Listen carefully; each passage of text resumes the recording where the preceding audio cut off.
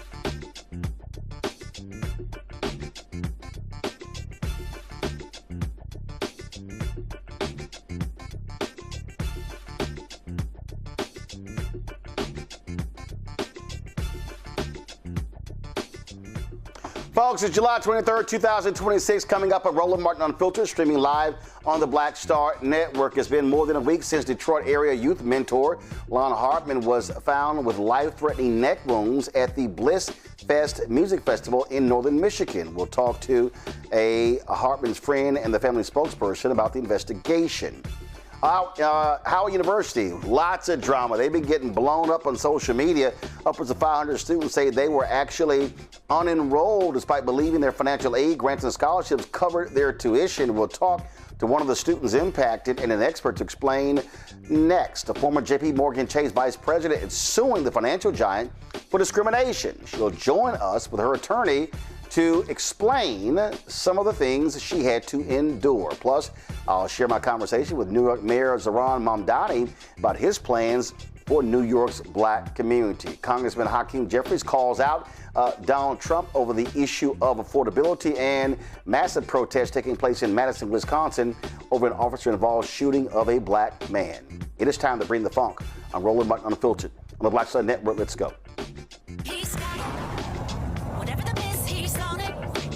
Whatever it is, he's got the scoop, the fact, the fine. And when it breaks, he's right on time and it's rolling.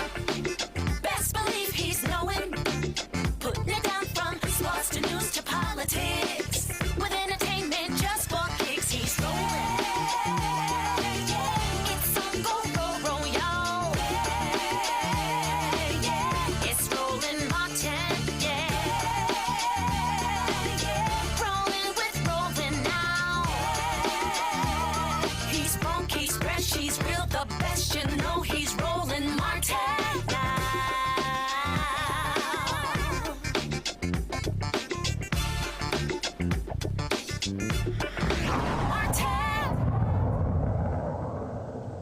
Family and friends are demanding answers after a 37-year-old black man suffered devastating injuries at a music festival in northern Michigan. Lonn Hartman is recovering after being found Sunday morning, July 12th, naked inside his tent at Bliss-fest in Harbor Springs. Hartman had deep lacerations to his neck. He lost 8 pints of blood and was hospitalized hours before he was found.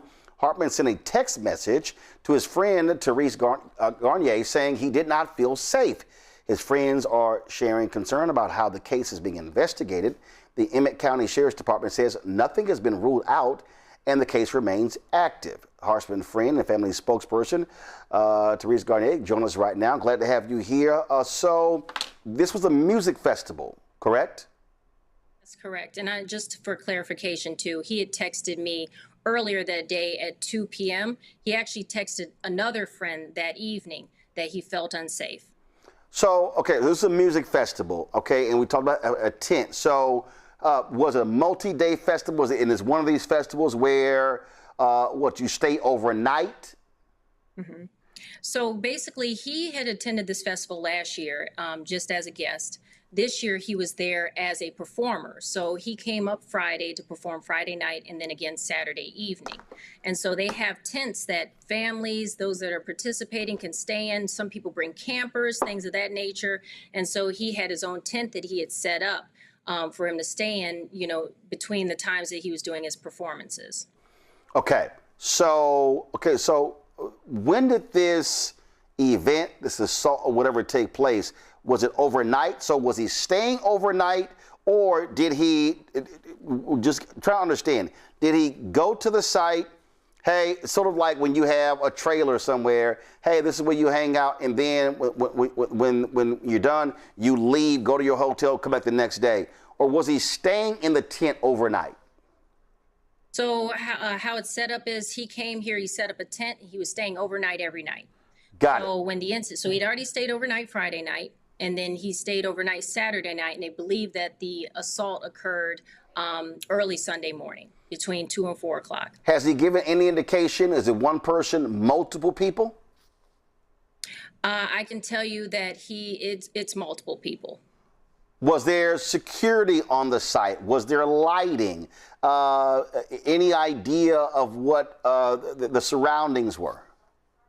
So from my understanding, there was security. However, it's at nighttime. They got a bunch of string lights from the photos and videos I've seen, whatever lanterns people bring. I wouldn't say it was highly lit, excuse me. I wouldn't say it was well lit. I would say it was string lights and, different lanterns and things of that nature that people were using to light up the area. And it's actually really beautiful, the whole setup that they had. And they had tapestries strung along lines that kind of cordoned off certain camps. All these rainbow type tapestries and things of that nature. And so, it was dark, and a lot of the areas are wooded as well. So this isn't a field. Okay. So based upon reports, he was found hanging? So based on the security team that we spoke to, he was hanging out of the tent. So like halfway in, halfway out the tent. And well, I'm sorry. So you mean his body? So what was it a rope? Was it twine? Was it attached to something? No, he wasn't hanging at all. So like imagine you've been cut and you got cuts here and you're trying to hold the cuts in and you're laying on the ground. Half the tent is unzipped, half your body's inside the tent, the other half's outside the tent. Got it. So again, there's no ropes or anything like that involved. So again, when I hear hanging outside, I'm literally thinking lynching. I'm thinking like hanging. Correct. Okay. Yeah, but that's not. Yeah, he was just halfway in, halfway out the tent, and he was found completely naked. No video, anything along those lines? No one had video. It was at night, but we did talk to several witnesses who stated that they heard what they thought was grunting between 2 and 4 a.m. And then they had others who stated that they heard screams, blood-curdling screams around 4 a.m.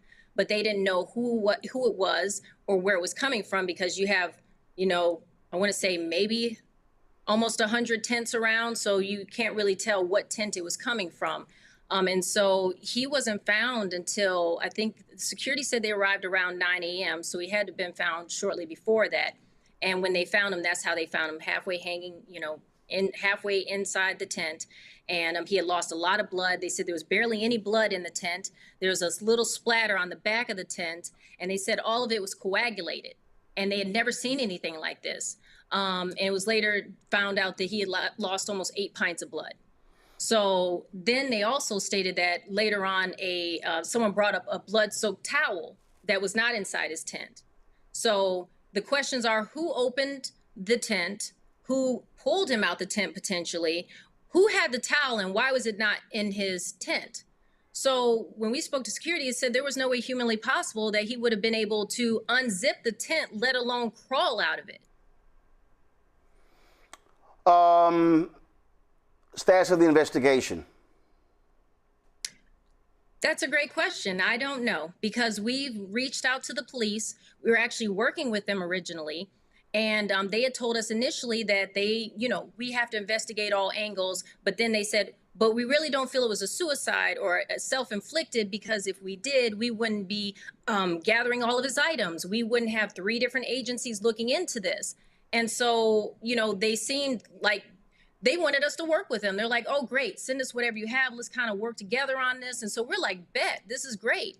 But then the detective gave us his cell number, said, hey, call this number. If we don't get back to you, keep trying. I'll get back to you. So for a couple of days, we kept trying to call him because we had evidence that we wanted to share with him.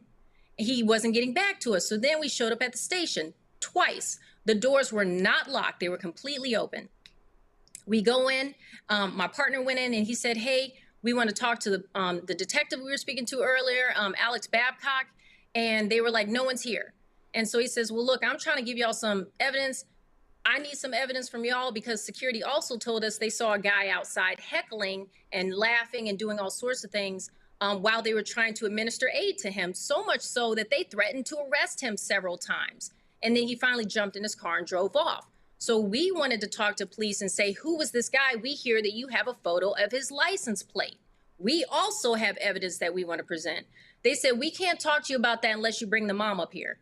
So Eric says, okay, cool. We're right down the street. We'll go get her. We'll be back in 10 minutes. The hospital is 6 minutes from the police station. He drove back with me, picked her up, came. They had locked the doors. They don't close. They're open between 8 and 4 p.m. They lock their doors around 1:30, 2 o'clock. Have y'all reached out to the state? We're talking about Michigan. You've got, about state investigators. So we haven't yet. That's actually the next step. We had not, because when we were seeing, we had made a viral video about how the police had locked Lonn Hartman's mother out of the police station. It wasn't until we made that statement and put the police and Bliss-fest on blast that they decided to release statements almost 5 days later after the incident occurred.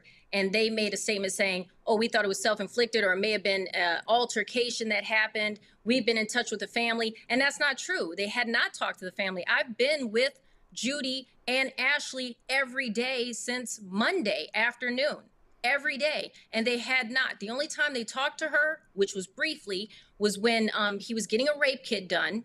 And they just said, we can't answer any questions. Here's a business card.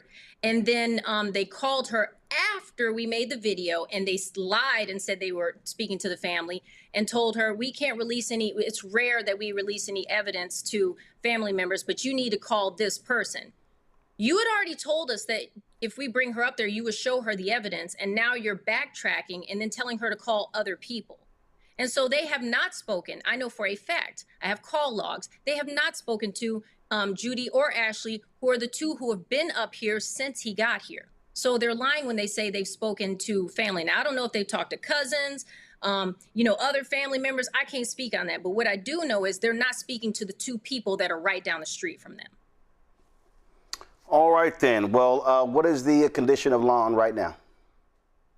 So right now, he's able to communicate. So he's blinking. He nods his head. They're trying to gauge how long it'll take for him to heal from all of this.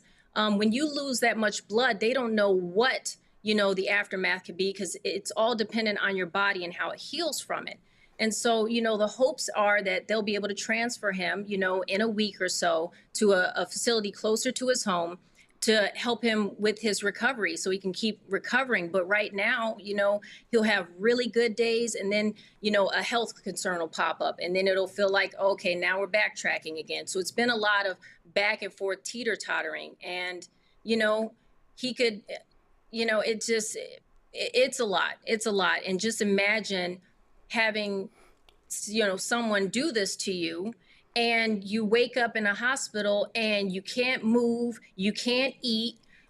People are coming in all hours of the day and night, flipping you, taking your clothes off, doing all those things. Then you got everybody trying to come in, being in your face, crying in your face, asking you questions, on top of having to deal with the trauma of someone doing this to you and surviving from it. It's a lot. It is a lot. And so he is fighting, and he's doing so, I'm so proud of him for how well he's doing, but he has a very long journey ahead of him as far as healing goes. All right, then. Teresa Garnet, we appreciate it. Thanks a lot. Thank you. All right, folks, gonna go to break. We come back. Lots for us to talk about, y'all. On today's show, I talked to New York Mayor Zohran Mamdani about his plans for black New Yorkers. We'll also we'll talk about the drama at Howard University, unenrolling more than 500 students. Some students say it was by accident. Others say, hey, they thought they had more time to pay. We'll break it all down as well. You're watching Roland Martin Unfiltered right here on the Black Star Network. All right, folks, let me tell you about Chapter. Now, if you're on Medicare or about to be, the system is not set up to work for you. Too much fine print, too many plans, and too many people making money off of your confusion. And look, we're used to this. We're no strangers to systems that don't have our best interests at heart. But we don't have to accept it when it comes to Medicare. That's why I'm telling you about Chapter. Their advisors are independent and honest. In fact, they're the only Medicare advisors that compare every plan nationwide. And they're focused on one thing: what works for you. If there's a better plan out there, they'll find it. If you're already in the right one, they'll tell you that too. There are no games. Just last year, people who switched with Chapter saved an average of $1,100. It's 20 minutes and a real person. It's completely free. My parents actually have already called. My mom sent me a text. Folks, give Chapter a call at 724-264-8281, 724-264-8281, and connect with someone you can trust. Folks, these are the kind of services that we need for our audience here at Roland Martin Unfiltered and the Black Star Network. So call Chapter right now, 264-8281. Michael McMillan, President and CEO of the Urban League of Metropolitan St. Louis, and you are watching Roland Martin Unfiltered.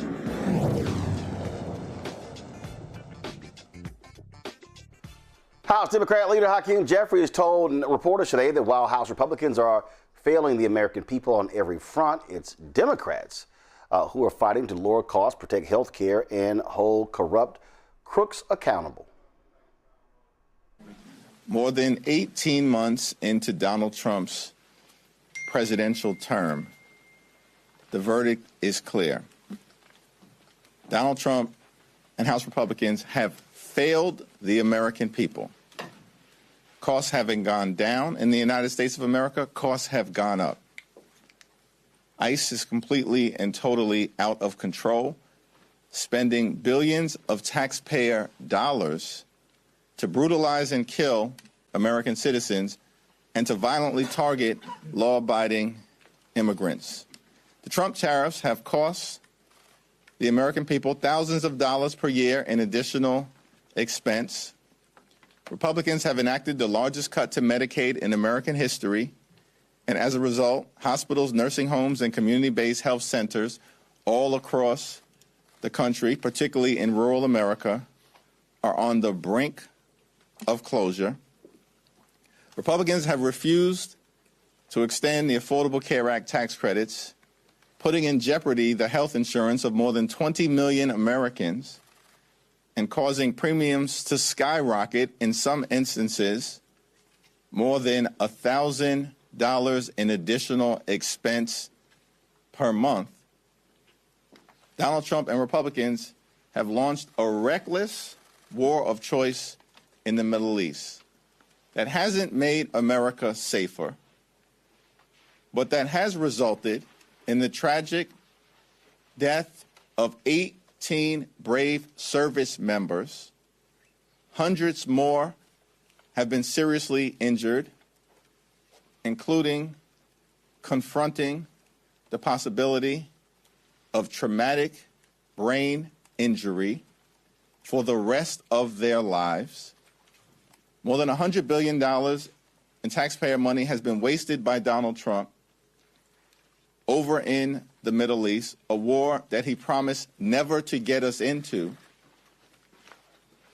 And yet, one of the main things that has changed as a result of that reckless and costly war of choice, Operation Epic Failure, is that gas prices have dramatically increased and are now north of $4.18 per gallon across the country. Donald Trump and Republicans have failed the American people, which is why they clearly are on the run and are on the verge of losing control of the House of Representatives. In many instances, Republicans have already lost control of the floor of the House of Representatives, as Democrats just demonstrated once again by successfully passing a war powers resolution. As part of our continuing effort to bring Donald Trump's reckless war of choice in the Middle East to a close, House Democrats are fighting for an affordable America. And as we return home to our districts all across the country, we will make clear to the American people that our promise to them is to lower the cost of groceries, gas, and housing. Our promise to the American people is that we will fight for affordable health care for every single American. And our promise to the American people is that we will hold the crooks accountable. If you're a crook in the United States of America and you've been stealing from the American people, we're coming after you so we can deliver a government of the people, by the people, and for the people. Let's go to our panel. Dr. Greg Carr, Department of African American Studies at Howard University. Glad to have him on today's show. Of course, We got Dr. Larry Walker joining us from Florida. He also, of course, professor there in the Sunshine State, University of Central Florida. Glad to have y'all on today's show. All right, so let's jump right into this thing. So I guess we're going to call this Alpha Day. We'll do that. Let's do that. Larry, what you heard Congressman Jeffries say there really has to be the consistent hardcore message of candidates running in the fall. But the thing, though, is I still believe what is missing is their own contract with America. Laying out, if we get control of the House in November, these are the bills that we are going to pass. Roland, I think that's a really important point. And we talked, you talked about the Gingrich Revolution and previously in the Contract of America those years ago, and they said, this is what we're going to do, and then they did it. Same thing we see with the Trump administration in the document created by the Heritage Foundation. This is what we're going to do, and then they have, from A to Z, done every single thing you want to do.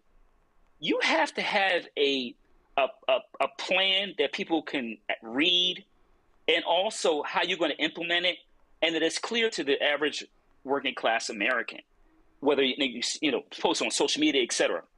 Talked about gas prices, talked about in a self-inflicted war in terms of, and obviously we see these things are continue to escalate over the last couple of days, but food costs. And so these have to be the issues that obviously in this press conference, that having a document and making sure you have the individuals in the party who can really articulate what has happened over the last, several months and couple of years during the Trump administration, and why him being Speaker of the House would dramatically positively change the ways in which Americans live. People having to have choose, taking out loans, they have to choose whether they can go see a doctor or put gas in their car or buy fruits and vegetables for their children, all these other issues that Americans are dealing with. But I think that there's a problem from what future Speaker Jeffries is saying, and making sure this message gets down to the average American. Because when I talk to people, they're like, yeah, we need something to change. And if they, conversation about both parties, it doesn't feel like what's being said in D.C. for Democrats is really trickling down, and Americans, the average voter, is really hearing it. And so I think that overall there's a communication challenge here. But I agree that there has to be some kind of comprehensive document to simply say this is what we're going to do, and not just, the Republicans are bad people. Yesterday, Greg, we had Terrence Whitbeer on, and he talked about the research that they uncovered that laid out how Gen Z doesn't really respond to saving American democracy or protecting the right to vote. And all of this stuff are critical lessons in terms of how to properly message. And that is, it all can't be Trump is evil. There's a reason why we don't call our segment Trump's War on Black America. We call it GOP War on Black America. Because we're trying to explain to people, this is not just the White House, not just the House, not just the Senate. It's these legislatures, governor mansions, county government, mayors, sheriffs, police chiefs. It's far more expansive than what people actually think. And I just think that, again, once we get into August and September, October, what people want to hear is, what are you going to do? What are you going to accomplish if I put you in the office? Yeah, I agree, of course. And the speaker is, as you say, Dr. Walker, say there, the to-be speaker, maybe, is maybe caught between a rock and a hard place. He's got a hidebound party that he is absolutely a creature of and a product of, with those consultants, as you always say, the smart-ass white boys and the kind of folks who want to take a kind of centerpiece and whistle past the graveyard. And then at the very local level, hyper-local level, he's got people who have tapped into that passion who are working at the micro level. You're about to talk to one of the best to emerge in recent years in Zoran Mamdani.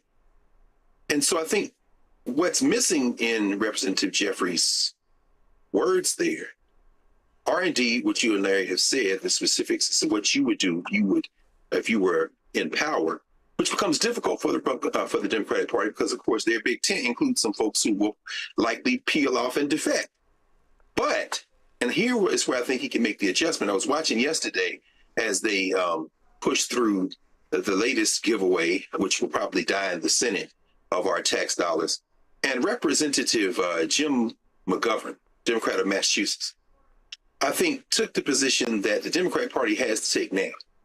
And that is that every word that comes out of the mouth of the White Nationalist Party is a lie. And while we could check them, fact check them, and give out the litany of abuses, the simple fact of the matter is that lying is their brand. We're not trying to chase voters by demonstrating the factual inaccuracies anymore, although we must have them. What we are saying to you is that not only are they liars, the lie is the point. And what I saw Representative McGovern do yesterday is lean into the white nationalist rhetoric. And he said, so you call us communists, huh? Okay, well, fine. You want to play that game? Let's play that game. And in about 30 seconds, he went through their litany of abuses to end up with how dare they lecture anyone, because here is what they have done. Then he laid out the piece that they have done.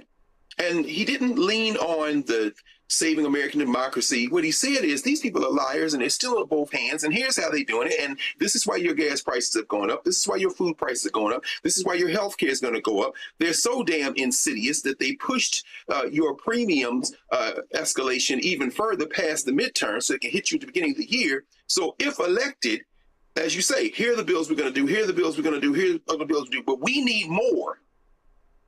We need more than a small majority. Finally, and again, I can't wait to hear the conversation you're going to have with Mayor Mamdani. At the local level, Mamdani, while he's saying, hey, man, BB, the international killer, got to go and you should arrest him, he's also filled in thousands of potholes. While he's saying, yes, we need to transform our economic investment office. So here's a guy I'm bringing from McKinsey, and here's somebody else who used to chair the Federal Trade Commission. I want to make us work together ideologically. He's saying, pre-K, I got you. Buses, I'm working on it. Hey, he said, I'm in the pocket of Big Abuela. This guy's a genius. So as a result, I'm getting rid of all these damn regulations where you go around to the bodega and they got to go jump through 3 hoops to get. In other words, that's the kind of micro targeting. And what Representative Jeffries can do is then use the exemplars.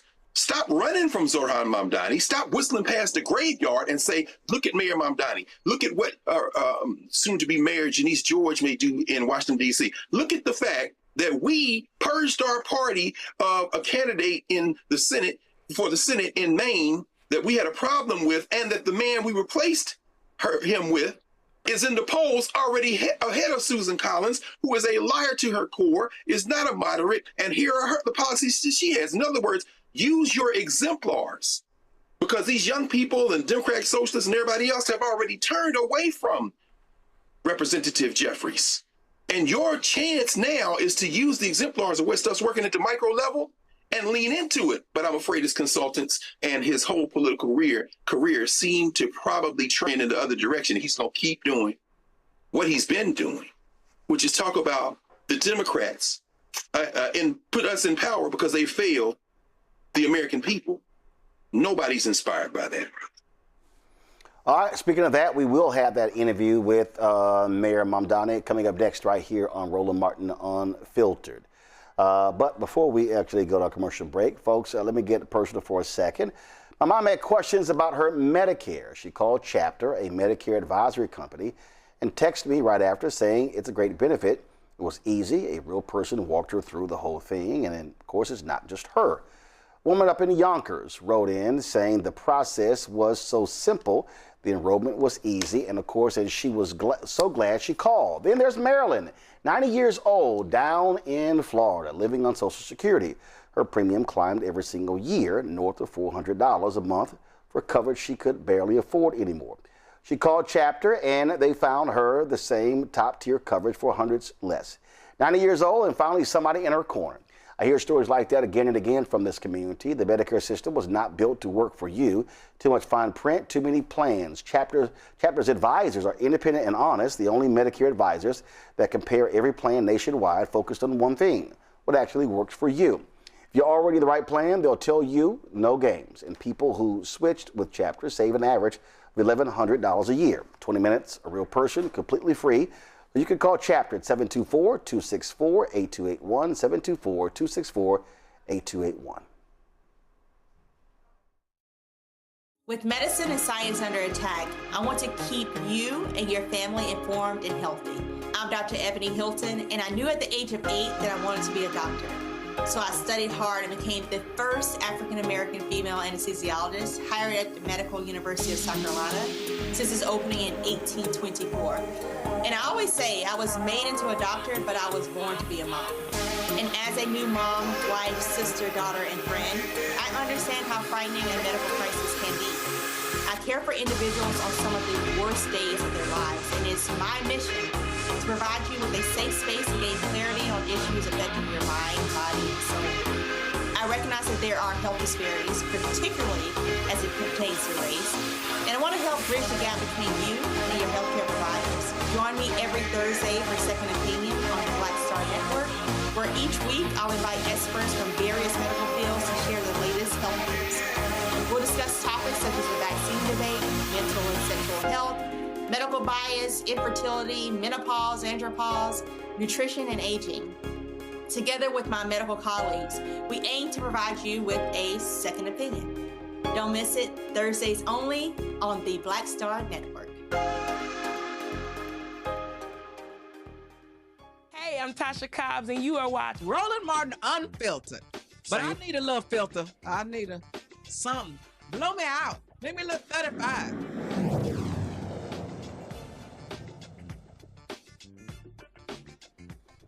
Folks, I don't know what the hell's going on in the U.S. Virgin Islands, but it is causing a serious problem, the corruption there.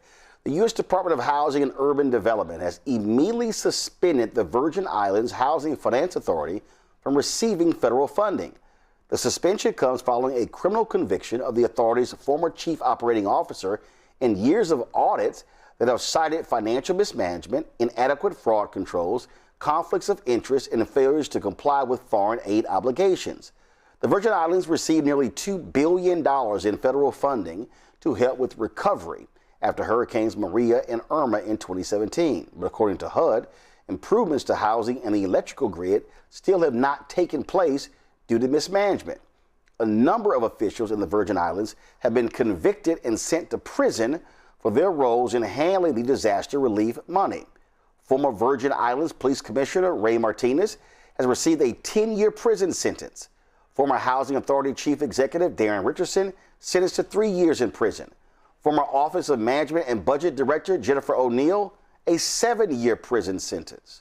And it goes on and on and on. There literally was the U.S. attorney over the area made it clear that there was going to be, more indictments coming down. Greg, I'm going to go to you. That's not, frankly, any confidence. When you have that many people, small island, that many people being convicted of corruption, and the thing, again, things not getting done. People are expecting rebuilding taking place after hurricanes there. It's not happening. No, and it's truly unfortunate because we're talking about non-white folk. We're talking about another talking point when the propaganda campaign needs to blaze up. This has more factual accuracy than they're eating the dogs. However, the same type of racial animus will be directed at these folk, Chief Martinez and the rest. I would just say this simply. While I think we should all applaud the law doing what it needs to do, particularly when it comes to our tax dollars, this has to be done across the board. You've got, again, going back to when you think about Representative Jeffries and his speech, you've got a complete criminal enterprise not operating in the nominal shadows as they did in the first term of Donald Trump, but not only operating openly, but substituting the rule of law for their fascist statement to say, basically, we're going to do what we want. And here we just continue to do what we want. So contrasting that with the Virgin Islands, they acted too with impunity, but they tried to cover it with the status of office. They were found out, they were investigated, they were prosecuted, they were convicted. As far as I'm concerned, that then becomes a springboard to say, anyone who applauding this, and we should all be applauding, keep that same applause up when we go after the rest of the people who have violated the trust of the people by taking your tax dollars as they've done. I'm wary of any situation where we look at a case like this as if it's an isolated occurrence or somehow disconnected from the larger field of theft that we are operating under here in the United States at this moment. This is a story here. Of course, the governor, Albert Bryant Jr., slammed HUD, calling their letter, saying he was shot, calling their letter unprofessional and also sensationalized. And at a public briefing, he said, quote, "When I go to Washington, I don't go and visit HUD or FEMA anymore because we don't have any problems." This was, of course, at a public briefing there. Larry. Roland, this entire story is troubling because these are COVID-related funds in terms of recovery, so we should highlight that. And listen, any form of corruption is bad. It is particularly troubling when it, like as Dr. Carr highlighted, when it's your own people. And it's just saying a statement, every brother or every sister ain't a sister or brother. And this is a prime example. So we have that. But to the broader point Dr. Carr made about corruption, listen, Roland, I've been keeping a tally of the level of corruption we've seen from the current administration. I've run out of pages. So as Dr. Carr said, we're going to have this same energy for this unfortunate situation in which individuals took advantage of the system. We have to hold the larger system to the same, same expectations. And that's not happening. Look, these individuals have had their day in court. They're going to serve time as they well should. I am troubled in terms of the administration's response. In terms of what happened, we know corruption exists. Certainly, we would hope that they would find a way to make sure that, after these individuals are going to jail, the island shows that they have, competent people who are, morally upstanding in place to make sure that, citizens get the money, get the information, the money they need. If there's another, tragic event, but we're not saying that, and you give them an inch, they're going to take a yard. And this is all this does is allow them to point a finger and said, "See, I told you this is how they are." Well, the biggest thing for me is I'm a firm believer. I despise any form of corruption because what it does is it screws the people who need the resources. The point of this point of getting this money is to improve roads, is to improve conditions. I can tell you when I was in the Virgin Islands in St. Croix, the roads were absolutely awful. I mean, they were. I mean, I won't even call what I just saw potholes. It was way bigger than that. And so again, the thing here is, money was received under a Democratic administration. All right. If you're Governor Brown, you're a Democrat. Understand with Donald Trump and Republicans in there, you're not going to get. And let's be real clear. The concerns were expressed by the Biden administration, by the Biden HUD officials. So this wasn't all just right now. The cutoff took place here. But again, this is where the resources need to get to the people who need it the most. And so I certainly hope Governor Bryan and his administration are taking this seriously and dealing with this because, again, listen, we know, we already see what these fools do, how they're giving money, FEMA money to red states and not blue states. And we're talking about right now hurricane season. Bertha landed in Louisiana, is on his way to Texas. And so when we start looking at what's going on with weather, we know for a fact that we're going to see more of these things happen. This is the storm season we're in. We're in hurricane season right now. And so I just want people to understand that listen, we may be in for a situation where more damage is on the way. And as I was saying, this right now, you've got massive. You can go to my iPad. So Bertha has a transition from Louisiana to Texas. You see these massive storms. You see that yellow and red happening in the whole Houston area. You're going to see more hurricanes forming in the Gulf of Mexico. Yes, Gulf of Mexico, in the Atlantic Ocean as well. And so this is what, and I certainly want to hope that the folks in the Virgin Islands are not going to be negatively impacted. But folks, take care of the money for the people. All right, earlier today, I take the interview with New York Mayor Zohran Mamdani, talked about a variety of issues, including Democratic Socialists for America, as well as what he is doing to keep black folks from fleeing New York City. Mayor Mamdani, glad to have you back on Roland Martin Unfiltered. It has been half a year, if you will, since mayor. How has it been thus far? First of all, I have to say, just thank you for having me back. It's a real pleasure to be back on the show, and it's been going well. You know, it's been about 6 months, as you said, and it's been 6 months of putting our city on a path to universal childcare, saving parents more than $20,000 a year for each 2-year-old that enrolls into this program, and paving 175,000 potholes across the city at the same time. And all of this comes back from the belief that there has to be no problem too big, no task too small for city government, and whether it's childcare, potholes, restitution for workers who've been denied that by businesses that took advantage of them, or even small businesses that were taken advantage of by larger corporations, we will be there, we will be fighting back, and most importantly for New Yorkers, we will be delivering. Talked about child care. Obviously, that appeals to a lot of parents. And the reality is that you have seen significant erosion of your black population. New York City used to have the largest black population in the country. Chicago was second, Atlanta was third. And you've been losing. What are you going to do to stem that tide? What I keep hearing from my listeners and viewers is that they simply cannot afford to stay in New York City. Yeah, and that's what we've heard, the same thing. And we've heard it for years. And as you know, anytime we talk about increasing taxes on the wealthiest or the most profitable corporations, there'll be talk of a fear of a capital flight. But there's a real flight that's already been happening for years. And that is the flight of black New Yorkers out of the city because they can't afford the ever-increasing cost of the city. And just to put a number on it, we're talking about more than 200,000 black New Yorkers having left this city in the last few decades alone. And from 2010 to 2019, our city saw a decline in the population of black children and teenagers by 19%. So our focus here is how do we make it easier to stay in New York? Because we don't want to be an administration that presides over what has effectively become a reverse Great Migration. We want to be the administration that brings that to an end and instead says that this is a city that doesn't just celebrate Black history, but it's a city that allows Black history to keep being written. And so what we have seen is the number one cost is housing. So we have committed to building 200,000 new affordable homes, as well as preserving 200,000 existing affordable homes over the next 10 years. We're doing this while also focusing on homeowners, because we know that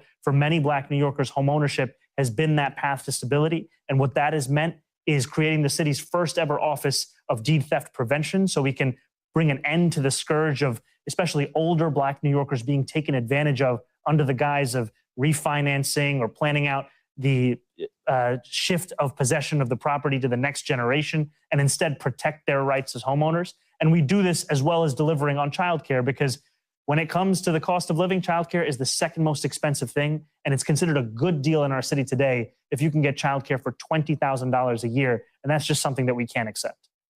On the point, you talked about paying for a lot of this by increasing taxes. What is going to be the burden on homeowners? Because again, you talk about those older homeowners, many of them fixed income. If you all of a sudden have an increase in property taxes, that's going to make it very difficult for those single family homeowners on fixed income. We're not talking about any burden on a fixed income homeowner. What we're talking about is a burden on a non-resident New Yorker who owns a secondary home that's worth more than $5 million.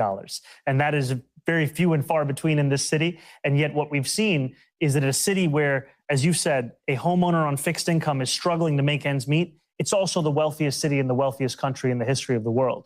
And our job is to ensure that that wealth, it reaches the struggles also that New Yorkers are facing in affording life in this city. That's why we've been focused on increasing taxes only for the wealthiest New Yorkers, the most profitable corporations. And when it comes to those who are struggling in this city, it's how do we deliver for them each and every day. I'll give you one example. When it comes to homeowners, we saw that a Rudy Giuliani policy called the tax lien sale.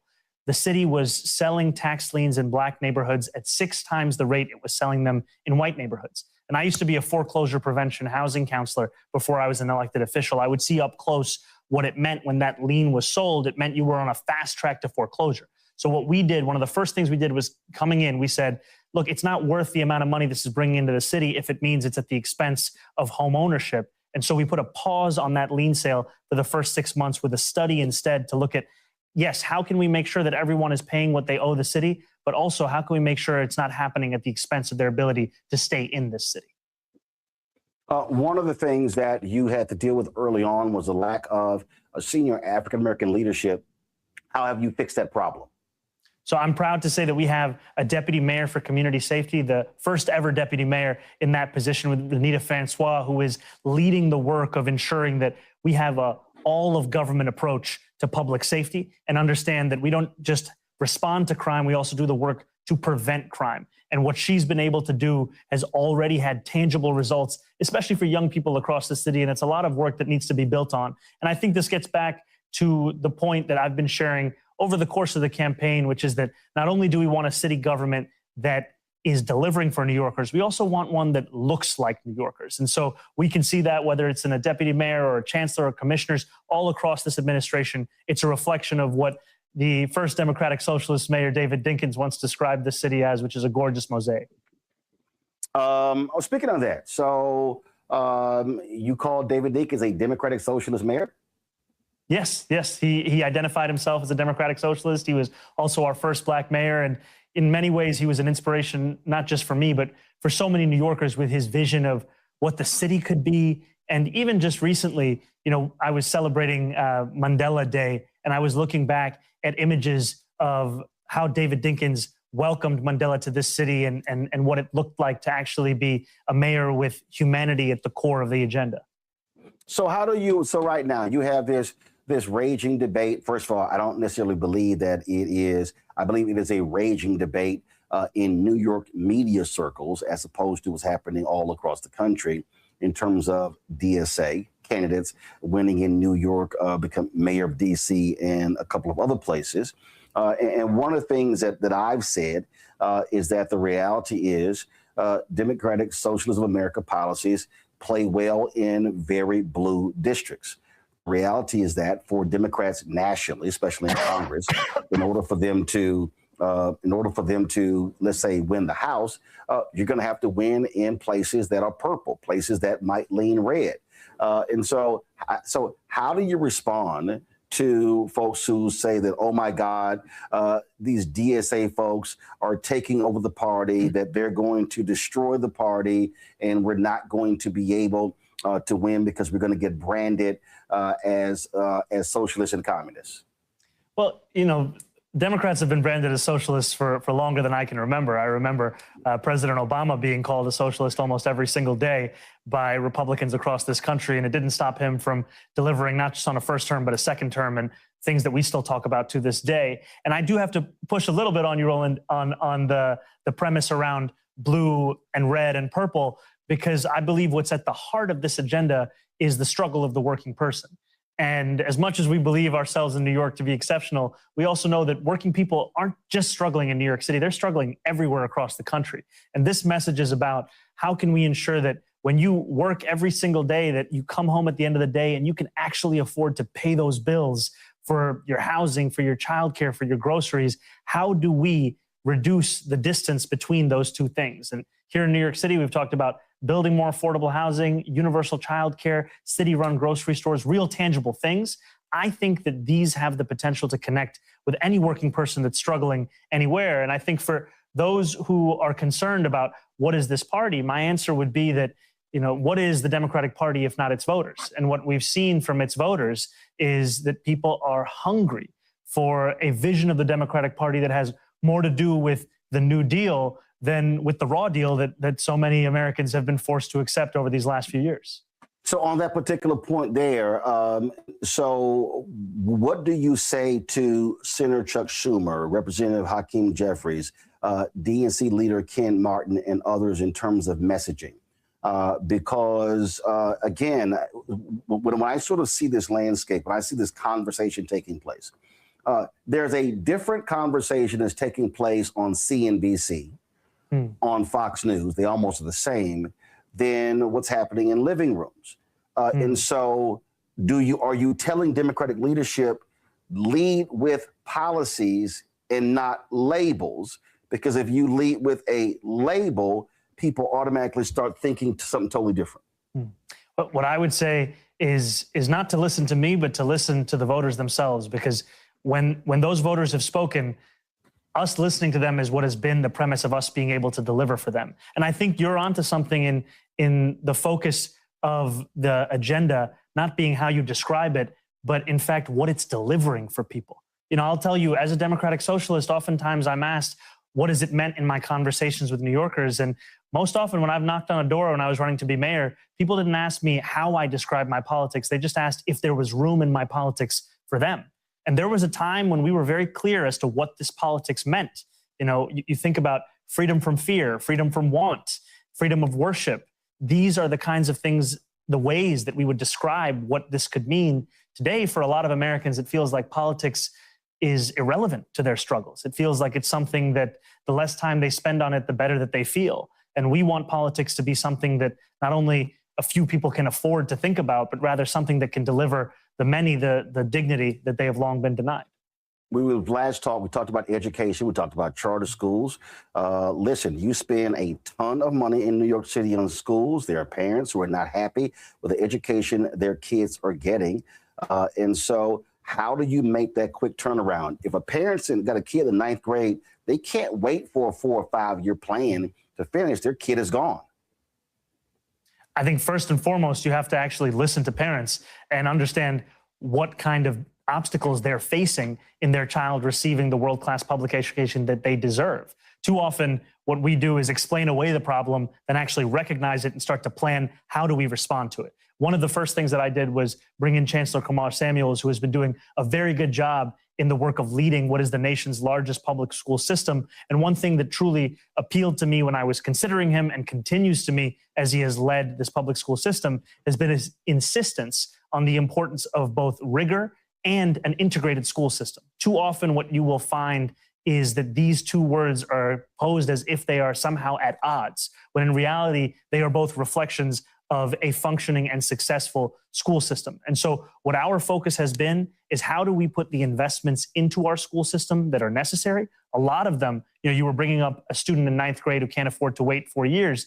A lot of it has to do with how do we bring in the investment before they're in 9th grade so that we're not trying to catch up after the fact. So a lot of our work has been that $1.2 billion agreement with the governor to deliver universal childcare for 2-year-olds for the first time, to fix the system for 3-year-olds, because too many parents were saying, okay, I've got a seat, but I have to walk 2, 3, 4 miles in order to drop my child off there. How do we bring that closer to home? And then how do we also pour in the investments to ensure that children who require a specialized program, that those children and those parents are actually receiving the support that they need so their children can flourish in these educational settings? Because for a long time, what we've seen is the city's ability to provide that kind of support to children of special needs. It then pushes those families out of the public school system, and it fails in the spirit of what this system should be. We were given 20 minutes. They're telling me we got to close by 12 minutes in. So let me ask this final question, and I'd love for you to come back. So absolutely, we'll come back. It's 3 months left, 3 months before the election. And I believe one of the greatest mistakes that politicians keep making, or even groups, they say, we need you to vote. Well, I can't get somebody to vote unless they're registered. I can't get them registered unless I'm really explaining to them why public policy matters and why they actually have to vote. What are you telling these candidates how they have to communicate, and how do they appeal to low propensity voters or voters who have checked out of this process? Because 90 million people did not vote in the 2024 election. Move of 5%, Kamala Harris is sitting in the Oval Office. And I just fundamentally believe, especially for African Americans, Democrats are not spending enough money, enough time, that they're using an old playbook. Your campaign, I believe, showed people how you should be running in 2025, 2026. What are you telling other Democrats nationally in terms of what they should be doing? Well, first, I just want to say thank you for the kind words. And I think to your point, we have to stop lecturing voters as to why this election is important.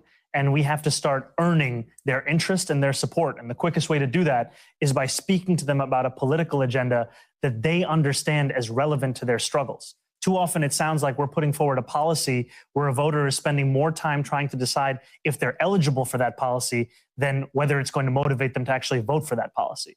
And to me, I think about the early days of the Democratic Party, some of the slogans and phrases that came out of it, a chicken in every pot. These are the kinds of things where you didn't have to think and wonder what that meant and who it was for. It was a universal message as to what that politics would deliver for you. We need to be able to deliver on that kind of universalism and have it direct to the working class voters across this country who have for a long time not seen themselves in our politics. All right, Mayor Mamdani, I certainly appreciate it. Look forward to seeing you when you come through Washington, D.C. I look forward to it. Thank you so much. All right, thanks a lot. All right, let's go to our panel. Greg, thoughts? Well, that's how you do it, man. Roland, frankly, that is how you do it.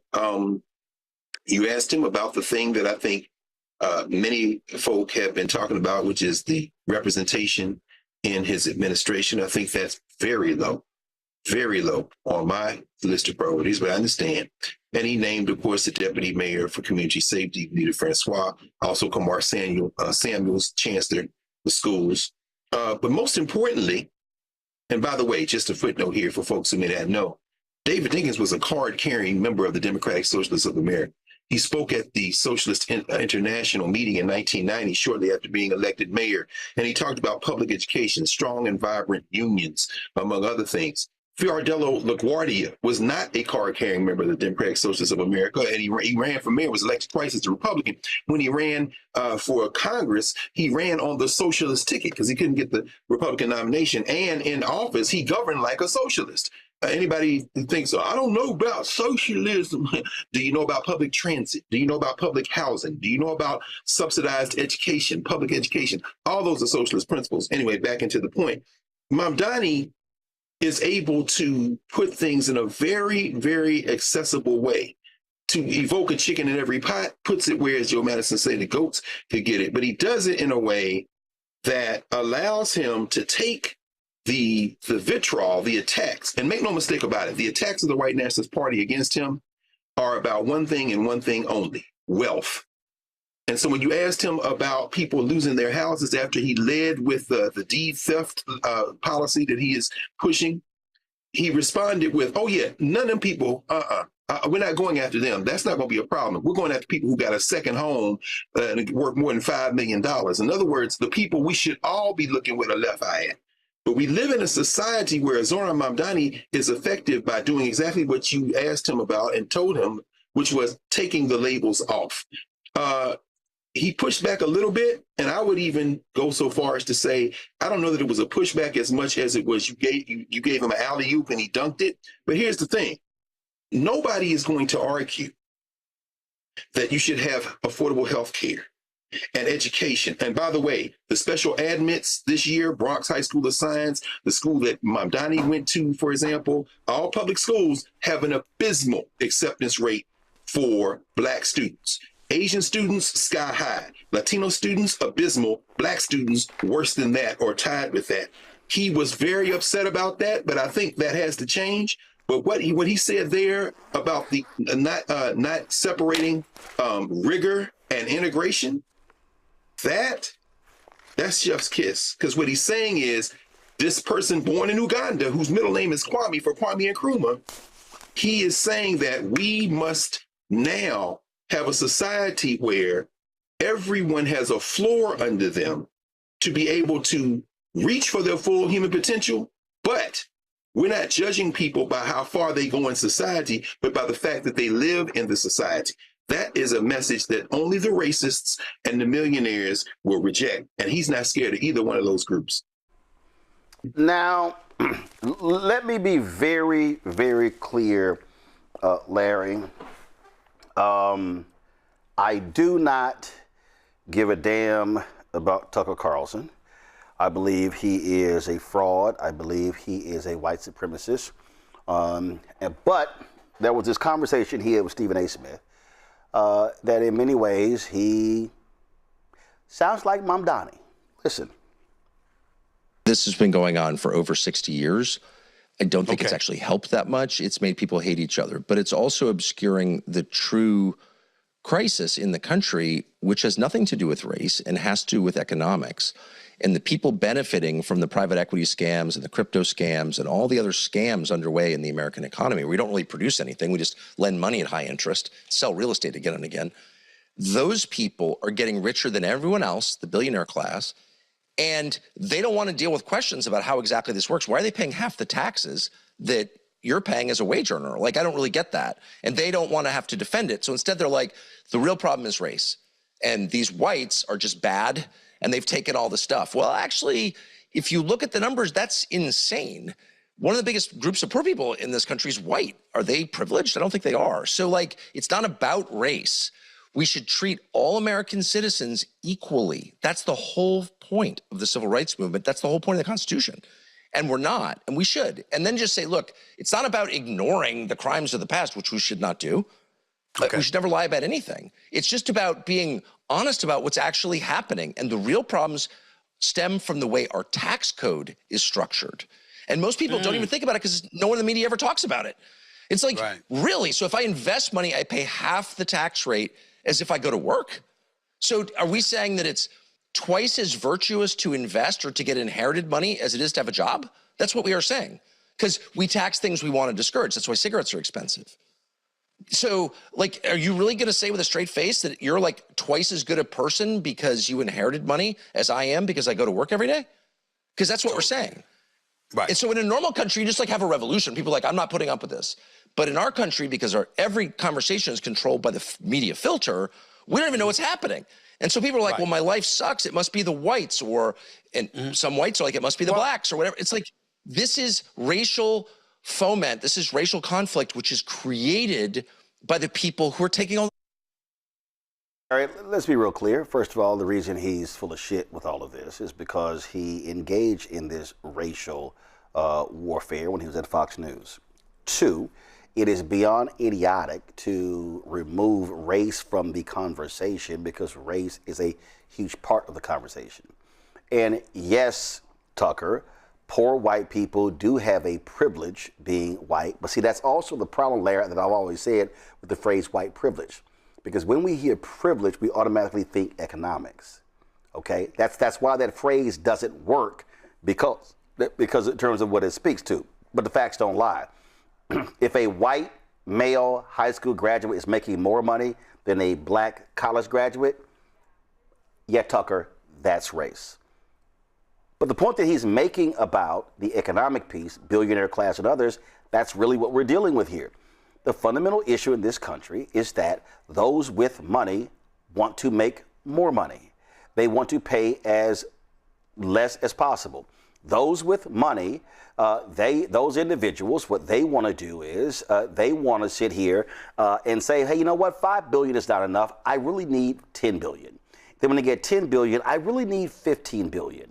In this country, we glorify wealth. We just get so excited, and we get, CNBC and Bloomberg, those are cheerleading channels because they're not actually questioning what these folks do. So what Mamdani is saying in New York, when he's saying, and he put a tweet out a couple of hours ago, saying if you own a second home worth more than $5 million in New York City, yeah, you're about to be paying more. And then the people go, oh my God, that's unfair. What the hell are you talking about? You can't even afford that.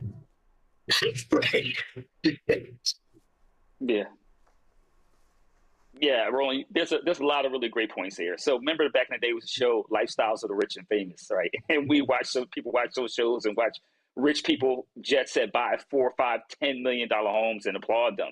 So let's talk about the, things like the estate tax. And so you have these billionaires you highlighted who have fought tooth and nail and won with the last massive tax bill that was passed at the beginning of the Trump administration that has made them richer. And this is an example of how capitalism cannot save Black folks. And you're right, this idea as it relates to economics, that you can pull economics and racism apart, when we've seen the New York Times and other periodicals talk about the tens of thousands of college-educated Black women who are unemployed right now. So you can't pull those two pieces apart. The other thing is, I'm going to go back to the mayor's point about housing. And I know you've talked about this on a lot of the show, housing stock. And New York City it's one of the highest and toughest places to live in terms of you don't have enough income, but also this idea about affordable housing. And it's also what we're seeing here, not just recently, but over several years in which elderly Black folks and other Black folks have had their homes stolen from them, brownstones, beautiful brownstones, stolen from them. Some have ended up homeless. You've decimated Black wealth. And I was glad to see he created this agency to address this, because this has been going on for a long time and Native New Yorkers know about this. But overall, in terms of the point you're making about this idea about wealth in like white and Black folks, is I made the point before, my parents lived during Jim Crow. So this idea that you can pull racism and economics and education apart and it's just not part of the American deal, I would argue, and so my parents would, that that's not the case. And so we have to continue as Americans to make sure, he said, recognize what happened in the past, but we also have to connect it to how the lived experiences of people like me and other folks whose parents could not benefit from certain economic opportunities or educational opportunities, and that we're still playing from behind while it looks and feels like, because we're having, as educated Black folks having this conversation, what more could we have if our parents didn't have the burden of dealing with systemic racism as it relates to many of the issues that continue in our society today? Again, the people who are truly freaking out about Zohran Mamdani are the folks with a whole bunch of money. All right, we come back. We'll talk with the Black president of the American Medical Association. We'll talk to his brother about the issue of Black, white, and health, and how it has to be addressed and confronted in an anti-DEI world. You're watching Roland Martin Unfiltered on the Black Star Network. With medicine and science under attack, I want to keep you and your family informed and healthy. I'm Dr. Ebony Hilton, and I knew at the age of 8 that I wanted to be a doctor. So I studied hard and became the first African-American female anesthesiologist hired at the Medical University of South Carolina since its opening in 1824. And I always say I was made into a doctor, but I was born to be a mom. And as a new mom, wife, sister, daughter, and friend, I understand how frightening a medical crisis can be. I care for individuals on some of the worst days of their lives, and it's my mission to provide you with a safe space to gain clarity on issues affecting your mind, body, and soul. I recognize that there are health disparities, particularly as it pertains to race, and I want to help bridge the gap between you and your healthcare providers. Join me every Thursday for Second Opinion on the Black Star Network, where each week I'll invite experts from various medical fields to share the latest health news. We'll discuss topics such as the vaccine debate, mental and sexual health, medical bias, infertility, menopause, andropause, nutrition, and aging. Together with my medical colleagues, we aim to provide you with a second opinion. Don't miss it, Thursdays only on the Black Star Network.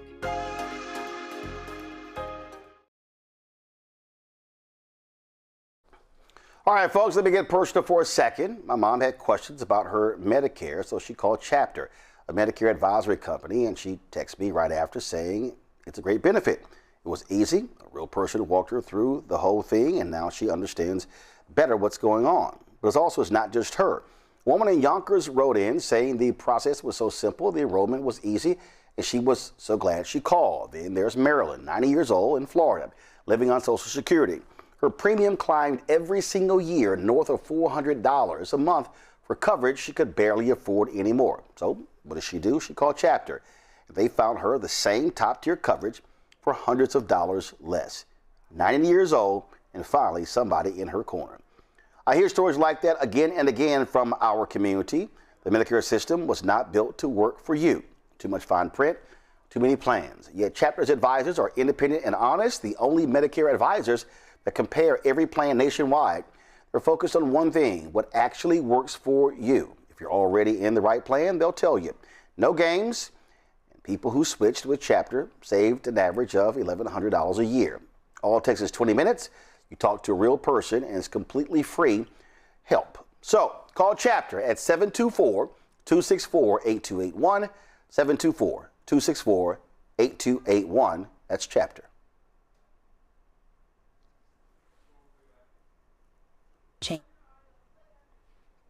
Country that was never What are we built doing? for us. We are talking about 18-year-old Nolan Wells, his family's search for answers, and the way that our own trauma is showing up in how we are reacting to the news. Where was Nolan in the 90 minutes between when you're claiming you last saw him and when you actually left the island? Because 90 minutes is a lot of time. So where was he? Tune in on The Other Side of Change, only on the Black Star Network.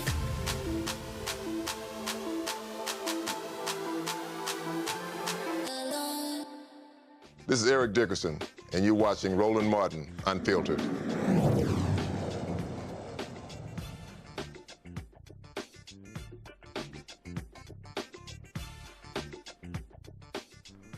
Folks, the other day we showed you congressional testimony about the anti-DEI attacks. Also, we talked in the medical area. Did you know that less than 5% of U.S. physicians are African American? As we say, the House Education and Workforce Committee held a hearing examining medical schools and how they so-called become infected with woke ideology, and of course taking resources away, which as a result are training the next generation of doctors. Diversity is critical in the medical field, especially when you talk about for care. Dr. Willie Underwood III is the 181st president of the American Medical Association, the nation's largest medical group. He joins us right here. Doc, glad to have you on the show. Great to be on the show, man. Let's be here. Yes, sir. Let's jump right into it. All right. You know, that hearing, it is shameful and despicable when you see the right-wing attacks on medical schools, on diversity, as if, you know, we're being overrun by unqualified black folks, Latinos, and others. And what kills me is they ignore the data, which shows empirically how the disparity between how black patients are treated when they have white doctors and black doctors. Well, there's a couple things they also leave out. The fact that inequities in healthcare in this country cost us $450 billion a year.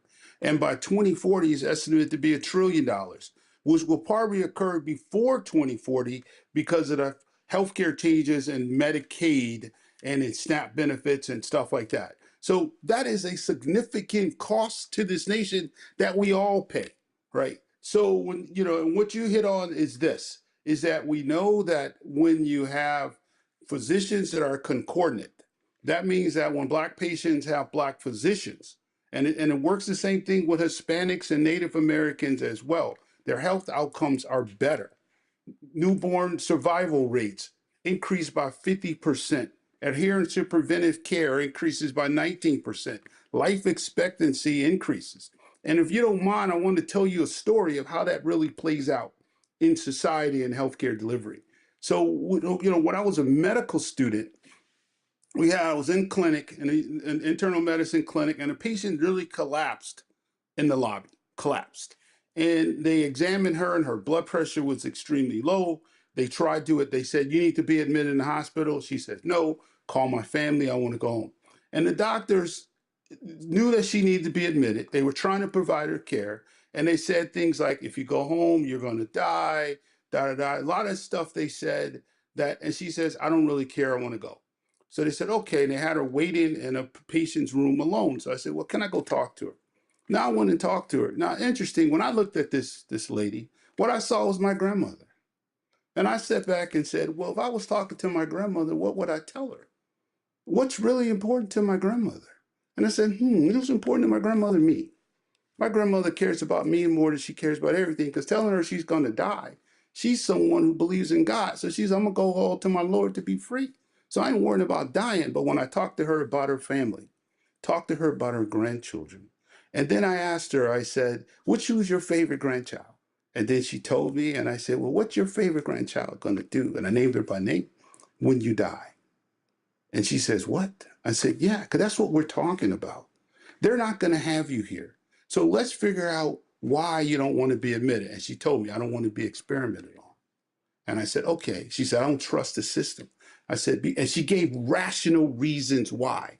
And I said, and we had our first Black surgery, our first Black internal medicine chief resident.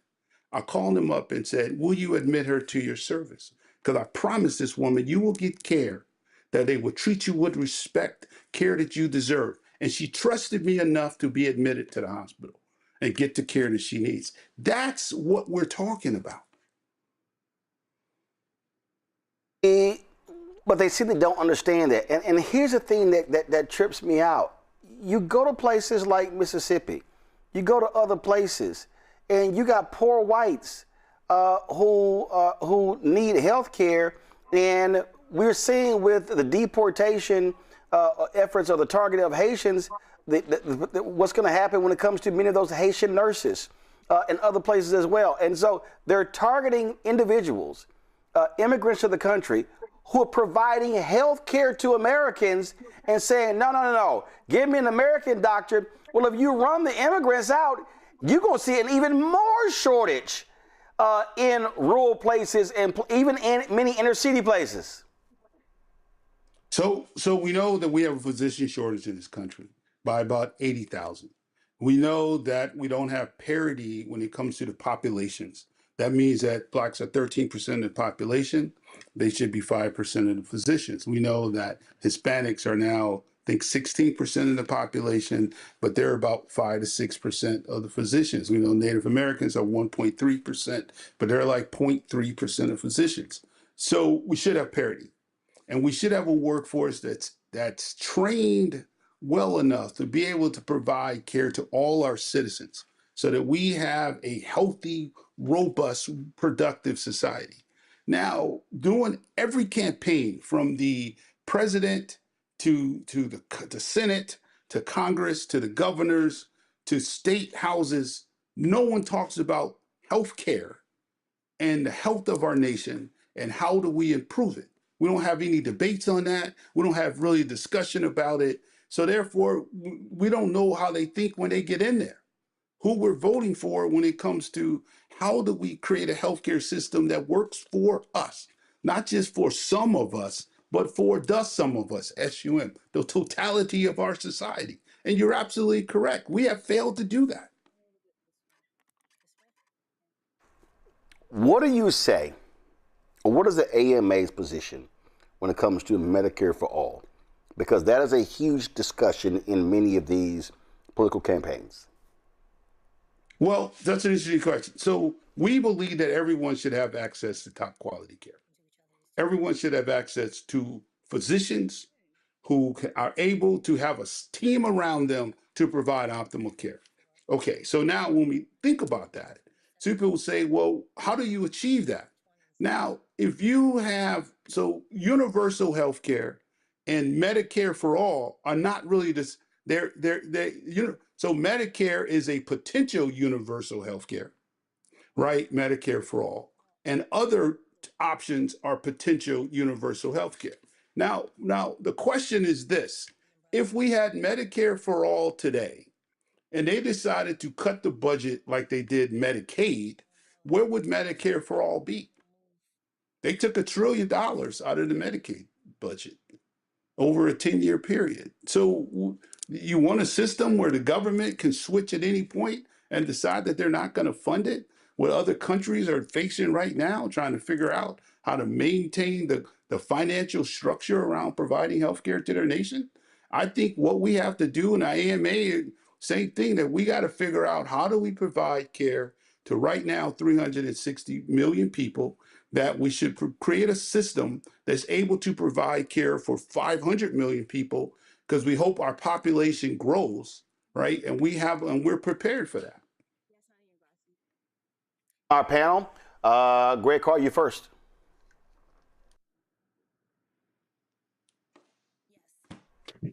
Sorry about that. Thank you, Roland, and thank you as well, Dr. Underwood. As a son of Morehouse, as a Morehouse man, I know you understand, particularly one who was raised up under the great Hugh Gloucester. I know you understand the incredible importance of Black institutions. Any thoughts on how we can continue to widen and strengthen the pipeline to create more Black doctors so that you can have more of your colleagues do exactly what you did, which was place that elder in the hands of a person of African descent who understood that connection? I'm thinking about Morehouse School of Medicine and Howard University, and of course Meharry, which has that pipeline with Tennessee State. One of the great physicians, Levi Watkins, a Tennessee State graduate, of course, made his mark and bones at Johns Hopkins. How can we really strengthen that, particularly in a moment when these white nationalists have seemed to somehow think that anything Black is inferior? And an adjacent question to that I have, any thoughts on this cap that passed in this bill last year that caps even medical education, the way I understand it, at I think it's $50,000 a year up to $200,000 total? What effect might that have on folks trying to finance their medical education? Thank you. Well, I'm going to answer the second question first, and that's the question that I believe I can safely answer. So that it's going to have a major impact, right? Because some students are coming out with $300,000 to $500,000 in debt. So that cap will undermine to a certain degree our ability to fund, and I mean our community's ability to fund medical school education, especially if you have undergrad debt too. So if medical school debt is $200,000 and you have 50, 60, 70, even 1,000 undergrad debt, then you will be over the cap, and that creates a financial burden. All right, then my second comment is this. So that's significant. So that's something that we ought to be trying to overturn, right? Or come up with a model, a system where we actually pay, that we can fund physicians' education that actually works. Because the idea that in this country we're paying, $200,000, $300,000, $500,000 to become a physician, while we're giving aid to the countries and nuclear weapons to countries where people get to become physicians for free, that makes no sense to me as a person. And it shouldn't make any sense to us as society. So we should be able to fund medical school education in general, education that we believe that's good for the society. From the other aspect, as speaking, you mentioned Morehouse, you mentioned Levi Watkins and Tennessee State and these things. Listen, we've been here before, right? We've been here before. This is, we know the history. So we have to create what we need to create, regardless of where we are in the times that we're in, right? Again, my story is that 4 women sat in the room and said, we need a doctor, a lawyer in your family because it's going to be the lawyer.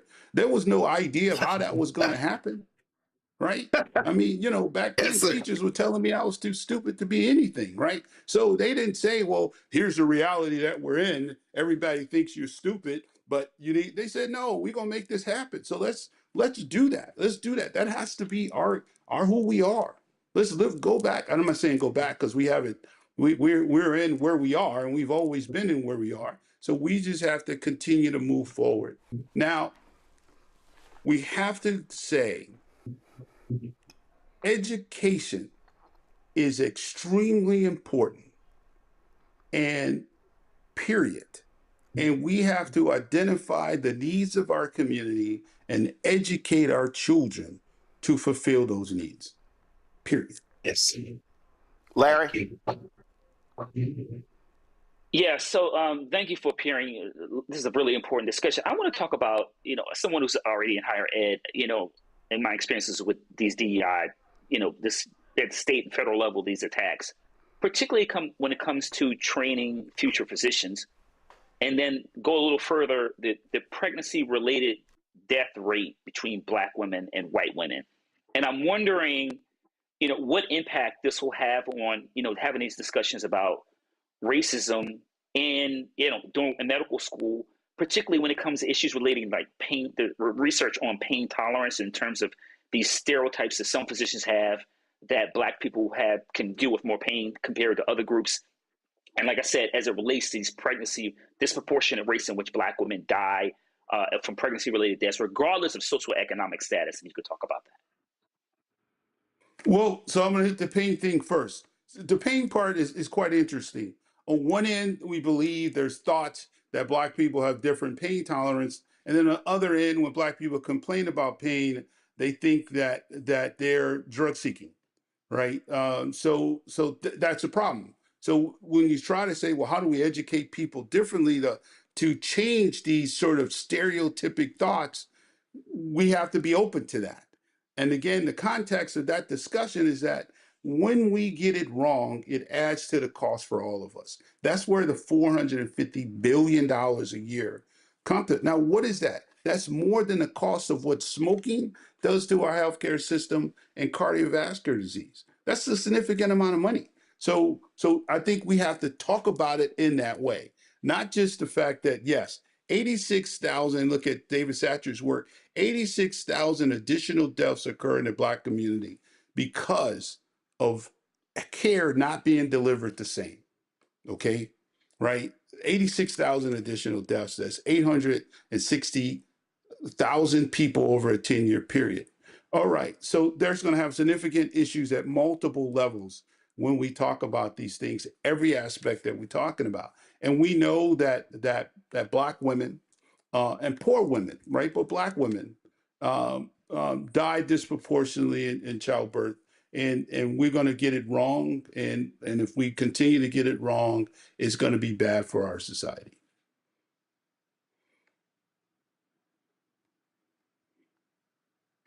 We certainly appreciate it.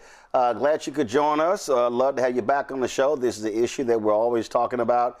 We launched, of course, our show, Second Opinion, with Dr. Ebony Jade Hilton, our weekly show that deals with health issues because we know how critically important that is to our community. Hey, thank you very much. It was great to be here, and I look forward to coming again, and I hope to see you at the NABJ. All right. Absolutely. I will. Well, I'm Vice President Digital, so I kind of got to be there. So I'll be there. All right. When I walk up to you, Roland, don't act like you don't know me now. Huh? When I walk up to you and say hello, don't act like you never seen me before. Oh, yeah, I will. I appreciate it. Thanks a lot. All right. Peace, man. We got to go to a break. We come back. We're going to talk about a lawsuit. JPMorgan Chase hit a lawsuit saying, you know what, their Black Advancing Pathways program really ain't what they all made it out to be. We'll also talk about the debacle at Howard University over the issue of their incoming students. A lot to break down. You're watching Roland Martin Unfiltered right here on the Black Star Network. Support the work that we do. Join our Bring the Funk fan club. You want to contribute via Cash App. Use the Stripe QR code. You see it right here on the screen. All that's also for credit cards. If you're listening, go to blackstarnetwork.com for details on how to give. Checks in money order. Make it payable to Roland Martin Unfiltered. P.O. Box 57196, Washington, D.C. 2037-0196. PayPal R Martin Unfiltered. Venmo RM Unfiltered. Zelle Roland at RolandSMartin.com. Roland at RolandMartinUnfiltered.com. Be right back. With medicine and science under attack, I want to keep you and your family informed and healthy. I'm Dr. Ebony Hilton, and I knew at the age of 8 that I wanted to be a doctor. So I studied hard and became the first African-American female anesthesiologist hired at the Medical University of South Carolina since its opening in 1824. And I always say I was made into a doctor, but I was born to be a mom. And as a new mom, wife, sister, daughter, and friend, I understand how frightening a medical crisis can be. I care for individuals on some of the worst days of their lives, and it's my mission to provide you with a safe space to gain clarity on issues affecting your mind, body, and soul. I recognize that there are health disparities, particularly as it pertains to race, and I want to help bridge the gap between you and your healthcare providers. Join me every Thursday for Second Opinion on the Black Star Network, where each week I'll invite experts from various medical fields to share the latest health news. We'll discuss topics such as the vaccine debate, mental and sexual health, medical bias, infertility, menopause, andropause, nutrition, and aging. Together with my medical colleagues, we aim to provide you with a second opinion. Don't miss it, Thursdays only on the Black Star Network. Hey, I'm Malcolm Lee, and you're watching Roland Martin Unfiltered.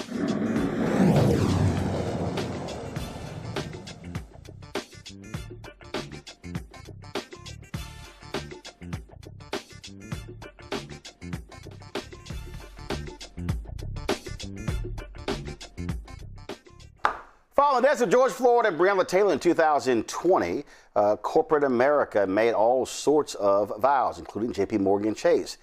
Chase vowed to be a leader in closing the racial wealth gap. The bank pledged $30 billion in lending and financial support for black business owners. But now, one of the executives who helped lead those efforts has filed an explosive lawsuit in which she claims the bank actually decreased support for black entrepreneurs.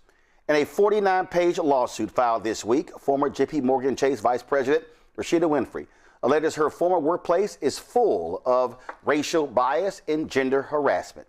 Among her allegations is that JPMorgan executives disparaged black business owners, including Ryan Wilson, owner of the Gathering Spot, as radicals who were unable to be helped because they did not pay their bills. Well, joining us now to discuss the lawsuit is Rashida Winfrey, as well as her attorney, Tanvir Rahman, a partner with Filipados? I don't know the pronouncement. It's Filipados. Filipados law firm. Glad to have y'all here. Okay, so Rashida, you work for Chase. Where were you based? Atlanta, New York? Where were you based? So I was hired by a New York team and initially reported in to New York.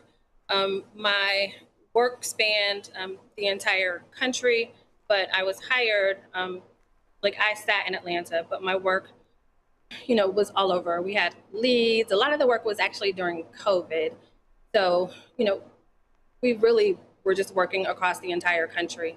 I was the fourth person hired on what ended up being, I think, like a 70-person team or something like that. So we worked all over the country. I remember when the announcement was made, there were commercials that they were running on the air, the advancing pathways I remember seeing. They were sponsoring various things. There were posts on LinkedIn and on social media. I know several people who actually work, people I've come across as well. But you lay out that they really weren't advancing black business. No, not at all. And what you just said, Roland, is actually how I ended up in my role. Chase came looking for me. I was gainfully employed, and I had, worked in somewhat of a partnership, or worked on a partnership with JPMorgan Chase. And they had just made this announcement about a bold $30 billion commitment to help close the racial wealth gap. And so when Chase came calling, that was right up my alley. I was, raised between two cities that are parts of the cradle of the civil rights movement. I was raised between Southwest Atlanta and Selma, Alabama. So I was raised by, foot soldiers of Selma, Alabama. But my career had always been in finance in banking. And so when Chase said, hey, $30 billion, we are going to help solve some of the, ills and, impacts that our communities have seen, especially during COVID. I was excited. I jumped at the opportunity. So that is exactly how I ended up at JPMorgan Chase. And looking at the allegations in here, you talk about, you lay out your role in joining them, places that you worked as well, but the sexual harassment you endured, and the treatment of black businesses. When you specifically talk about what JPMorgan Chase officials said about Ryan and the Gathering Spot, and they were they were upset with criticisms that he had leveraged against him, and so therefore they made those comments? So the interesting thing is, I wouldn't even call them criticisms. Ryan, as an educated, I think he has a law background, it was just natural for him to ask questions. And so he had questions about kind of the results of the racial equity commitment, this $30 billion commitment. And simply because he had questions and wanted some clarification, he wanted to know how to better support his community members, right? The Gathering Spot is all about community and kind of, lifting members, rise together. So I wouldn't say he was complaining. It wasn't upset. It was basic questions that anyone with, half a brain would ask.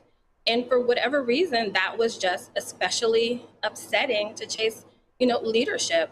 In hindsight, I know now that it was probably because there were no real results for them to share with, with Ryan Wilson. But yeah, they began to call him radical. At the time, his business was, kind of going through some transition. And, he even inquired about himself receiving, this part of this magnanimous, dollars that were being poured into the community that Chase spoke of. And, the message we got internally was don't touch him, don't go there. All of those things. I, again, being raised by foot soldiers, Selma, Alabama, that's not something I abided by. And more than that, internally, I really started to push back on that narrative because it was literally, kind of making its way through the organization. And I thought it was such an unfair characterization. I know Ryan generally, I know his reputation, I know his father's reputation. And, it was something I didn't take kindly to. But that was one of kind of just many examples of things that happened internally that were absolutely, converse to what we were saying publicly. Our marketing, our marketing headlines, essentially. It's hard to even come up with the word for what they were because they were rarely ever true. So yes, they started calling him a radical and would not even allow him to apply for lending. They discouraged him from applying for lending, which is against Fair Lending Act. Tanvir, the lawsuit says that regarding the loans, they provided less lending to minorities after its public commitment than before. The stated lending commitment was to provide an incremental $2 billion in 15,000 loans to business in majority Black and Hispanic Latino neighbor communities over and above the 2019 baseline of $1.35 billion in such loans. However, instead of an incremental positive $2 billion change, by December 2022, the amount of loans provided by JPMC to these minority communities was lower than the 2019 baseline. In 2022, the overall total loans to minorities have been reduced by $1.18 billion from what it was in 2019, which was before the REC was even announced. The results were so paltry that any mention of business loans was hidden from JPMC's website, touting the racial equity commitment's progress. This is obviously a sharp contrast in watching Jamie Dimon go out there defending DEI and things along those lines.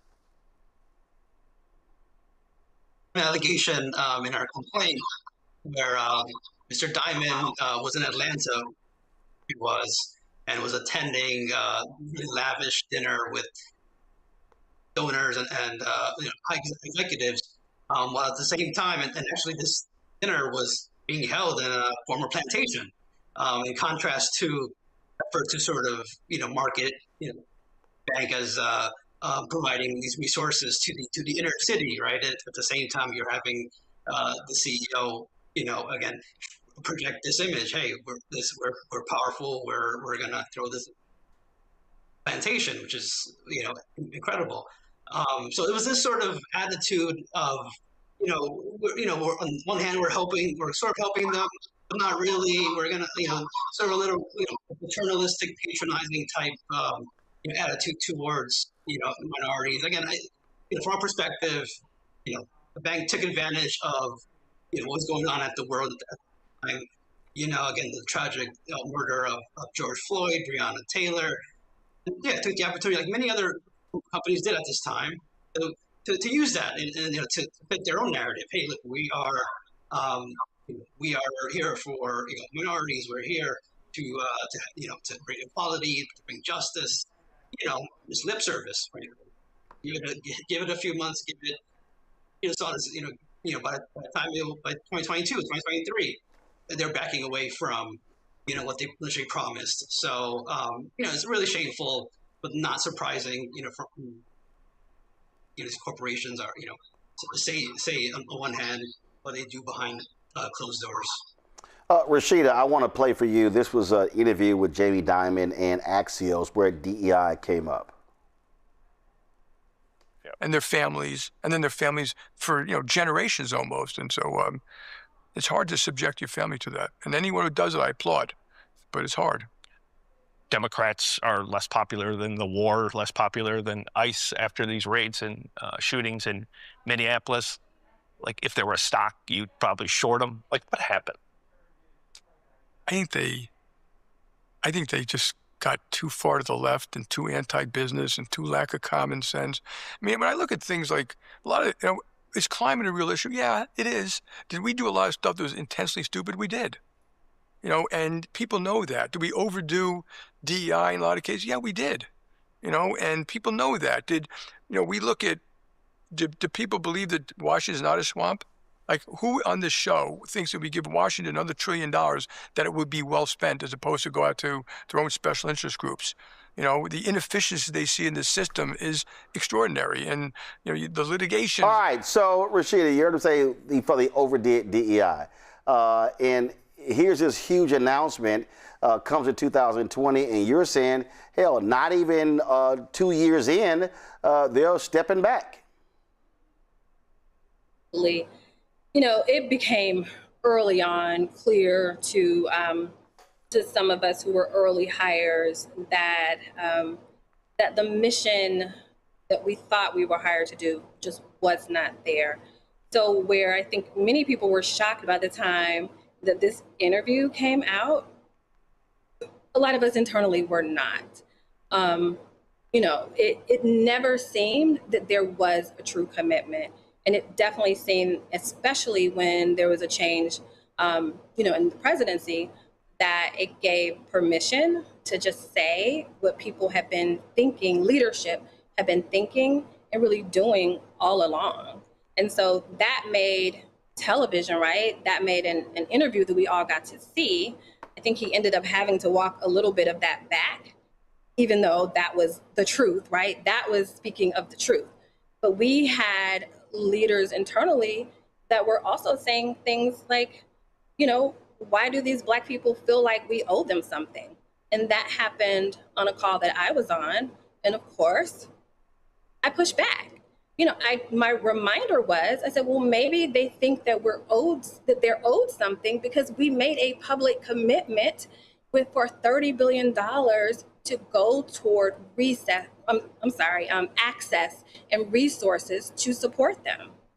When I saw that, I was shocked that it actually came out. I wasn't shocked that that's what the belief was. It obviously takes a lot to make a decision to file a lawsuit. Tanvir, what is your goal? My goal is to justice for Rashida. She is a very brave woman. Forward, even before she spoke to us, she had already gone to human resources, to her managers, to complain about what she was experiencing. There's rampant harassment. So she's very courageous coming forward in the first instance. But no, we filed her lawsuit. We're in court right now. We're in Southern District of New York in Manhattan. JPMorgan's trying to transfer the case, down to Georgia, which we're opposing. They have their own motives for doing that, but we're opposing that motion. Hopefully, the judge decides that quickly and we can move forward and file. So, no, we're going to fight. We're confident in Rashida, confident in our claims. JPMorgan accountable. Rashida, the last one here. I want to read this one here. This is interesting because I remember. This was after 2021. I remember having a meeting with JPMorgan Chase in New York in their ad agency, and even communicating with the chief world global officer of JPMorgan Chase as well. So this is the one that really got me. In another instance in June 2021, Ms. Winfrey openly clashed with the company's non-black marketing team when it suggested a promotional campaign for a virtual Juneteenth event with many team members being in New York. The marketing team wanted to promote the event by juxtaposing how slaves helped each other along the Underground Railroad with how JPMC was guiding black entrepreneurs to help each other through better networking. Ms. Winfrey complained that this strategy was deeply offensive, a sentiment shared by many others outside JPMC, including Natalie Cofield, whom President Biden appointed as the national head of women's business for the Small Business Administration. Ms. Winfrey had invited Ms. Cofield to participate in a panel discussion during the Juneteenth event. However, JPMC required Ms. Cofield, a black woman, to practice for her appearance, but did not require the same for Mark Morial, the president of the National Urban League, ultimately due to her disagreement with JPMC's Juneteenth marketing strategy of tying slavery to entrepreneurship, coupled with the disparate treatment she experienced in being mandated to practice for her appearance on the panel. Ms. Cofield declined to participate in the event. Wow. Shocked. I mean, shocked. I do want to clarify that Ms. Cofield's biggest frustration was just generally being able to see behind the curtains of what our culture looked like and felt like behind the scenes. Most people, including me, again, you're attracted and you have this thought that it's one of the most well-respected, but I think the biggest challenge was when you pull back that veil and you're able to see. But yes, our marketing team actually said and put in writing that for Juneteenth, that the strategy would be that we would connect for small business owners, how business owners now network in the same way that slaves networked in order to get through the Underground Railroad. And when I pushed back on that and suggested that that would be not only offensive, but confusing, but not make any sense, at all. Of course, then the challenge was me and not the ridiculousness of comparing slavery and the Underground Railroad to those things that just fit the narrative of our $30 billion commitment that truly wasn't. I was appalled. I remain appalled. And I have to say, I'm getting heart palpitations because this entire conversation takes me back to the pain and the trauma of working during this experience. I was a highly credentialed woman who was actually recruited to come to this.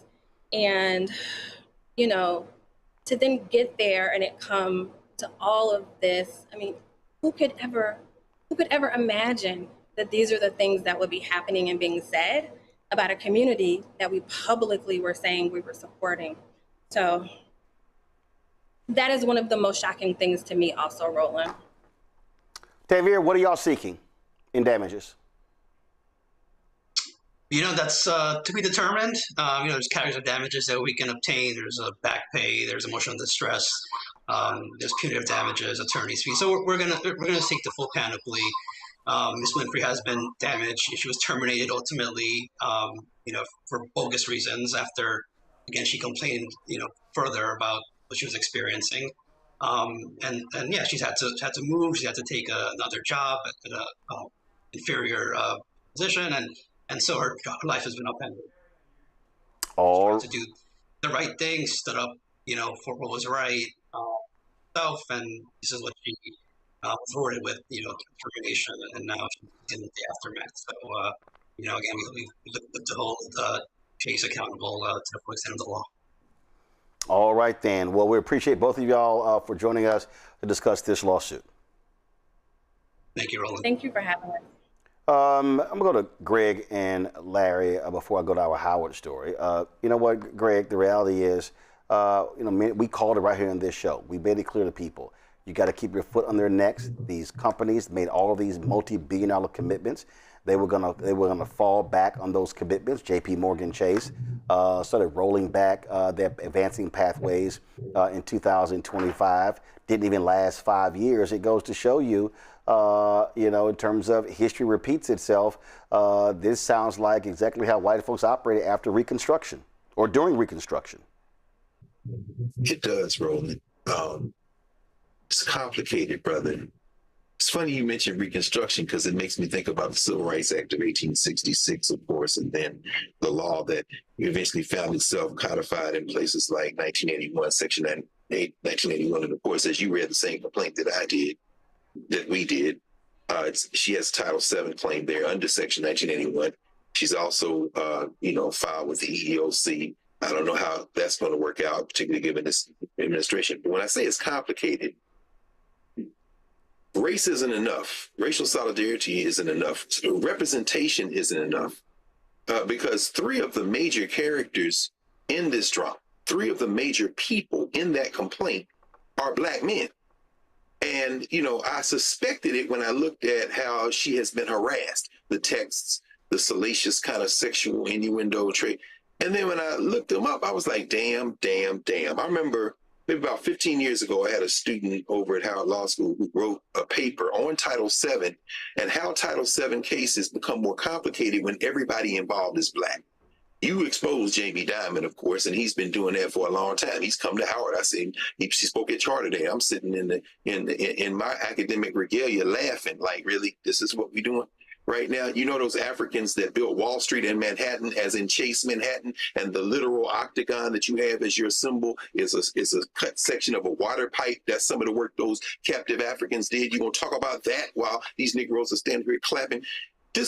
It reminds me of what Hosea Williams told James Baldwin in Atlanta when he said, this is not what Dr. King was fighting for some Negroes to get up into these suites and then have a class division against the rest of us.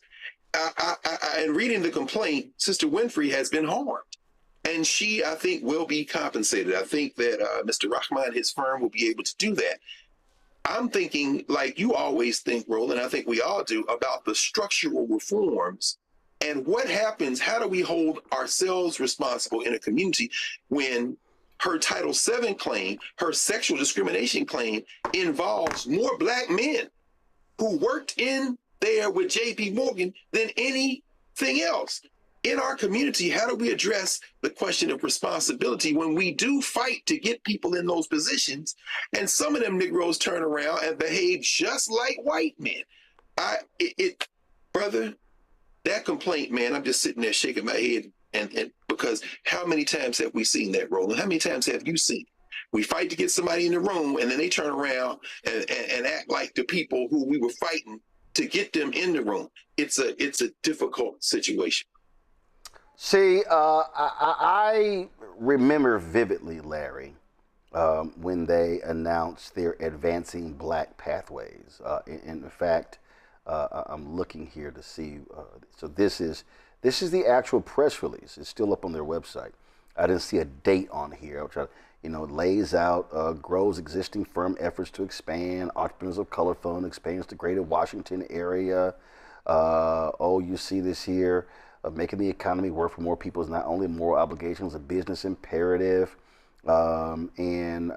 This is, they're quoting Thasanda Duckett, CEO. This is when she was with JPMorgan Chase's Consumer Bank. She's now over CEO of another company. Strengthen education and job training, grow careers, build wealth, fellowship initiative, all this stuff. And so it's real simple. It ain't hard. Did you meet your commitment? Did you increase loans or did they decrease? And the issue that I have with initiatives like this, and I'm always paying attention to this, Larry, is are they real or are they performative? And see, this is the thing that I need Black people, Black organizations to stop doing. I need Black organizations, when these initiatives roll out, and I'm talking about a series of Black organizations, I'm talking about civil rights groups. I'm talking about advertising groups. I'm talking about all sorts of groups. We gotta stop thinking that when somebody comes and presents a sponsorship check, we should be handing them an award for being a community partner. And see, I'm always about check the numbers, check the data. I have said this to the NAACP, to the National Urban League, to Rainbow Push. I've said it to NAN. I've said it to Ad Color. I've said it to numerous groups. Stop letting people hand us a crumb because they bought a table or sponsored a workshop or sponsored a convention, and we're getting left out of billions and billions of dollars of capital. Yeah, Roland, there's some really hard questions that really no one wants to ask. They really don't want to ask these questions. They really don't have the answers. You had some really important points as it relates to like a sponsorship. We see this all the time in the Black community, with, large banks like this, whether it's like a Black History Month or Juneteenth or, something else related, to Blackness in America. And they sponsor these events and maybe annually for 10, 15, 20 years. But it's small numbers as you highlighted. And this is a much larger issue with Chase and banking in America in terms of, we talked earlier about systemic racism. Chase is not the first time they've been called on the carpet as it relates to their policies. This is a little bit of pulling back the curtain, and we get this, and someone who was there internally to unpack some of the challenges that are occurring and the contradiction in terms of what the marketing team is doing in terms of publicly, but what they're doing internally or the lack thereof of their commitment to making sure that Black communities get an equal share of the pie. In fact, more, considering the challenges we mentioned. We talked about Jim Crow and everything else and historically in the United States. And then the larger issue of housing, job training, et cetera, that Black people have been locked out of and continue to be locked out of. And then the role switch in terms of George Floyd, Breonna Taylor, and some of the other things that some of these organizations did during COVID, talked about we're committed to the Black community, and then their role switch because of politics. And this speaks to commitment to the cause and the moral commitment to making sure that Black people have the opportunity to do well in this country and buy homes, have small, larger businesses, and not simply live, but our communities thrive. And this proves, once again, pulling the curtain back, that not only this Rashid had to deal with misogyny in terms of racism and racism and gender, how it intersects, but also larger questions about the true commitment of the bank to making sure Black people are treated equally. And last thing before I go to a quick break, so we discuss the Howard University story. I also need Black people who helped put their name in the press release to be held accountable and hold JPMorgan accountable. This is the press release. JPMorgan Chase said, leveraging expertise, Sekou Kalon will lead advancing Black pathways, reporting to executive sponsor Basunda Duckett. She later left to become CEO of another company. JPMorgan Chase has also established an external advisory council to offer unique expertise and inform ABP's approach to driving inclusive growth in communities. The council consists of the following civic and business leaders: James Bale, board director at JPMorgan Chase, Dow Chemical, Chicago Urban League, World Business Chicago, and Apple. Maverick Carter, business manager for LeBron James and CEO of Spring Hill Entertainment and Uninterrupted. Richelieu Dennis, founder of Sundial Brands, Essence Ventures, and owner of Essence Communications. Kevin Hart, actor, comedian, and CEO of Heartbeat LOL Network. Melody Hobson, president of Ariel Investments, head of the Economic Club of Chicago, and board director at JPMorgan Chase, Starbucks, and Estee Lauder. Andre Hoffman, founder and CEO of Culture Shift Labs. Mark Morial, CEO of the National Urban League and former mayor of New Orleans. Soledad O'Brien, chairwoman of Starfish Media Group and broadcast journalist. Secretary Colin Powell, former U.S. Secretary of State and U.S. Army General. James Reed, Ashley Stewart, CEO, founder and president of Firepine Group. Secretary Condoleezza Rice, former U.S. Secretary of State, former National Security Advisor, and professor at Stanford Graduate School of Business. Michael Sorrell, president of Paul Quinn College. Now, first of all, Secretary Powell, he's deceased. Everybody else on here is still here. They should be saying to us, did Advancing Pathways meet their commitments? It's called accountability. I'll be right back. This week on The Other Side of Change. Black life, Black death, in a country that was never built for us. We are talking about 18-year-old Nolan Wells, his family's search for answers, and the way that our own trauma is showing up in how we are reacting to the news. Where was Nolan in the 90 minutes between when you're claiming you last saw him and when you actually left the island? Because 90 minutes is a lot of time. So where was he? Tune in on The Other Side of Change, only on the Black Star Network.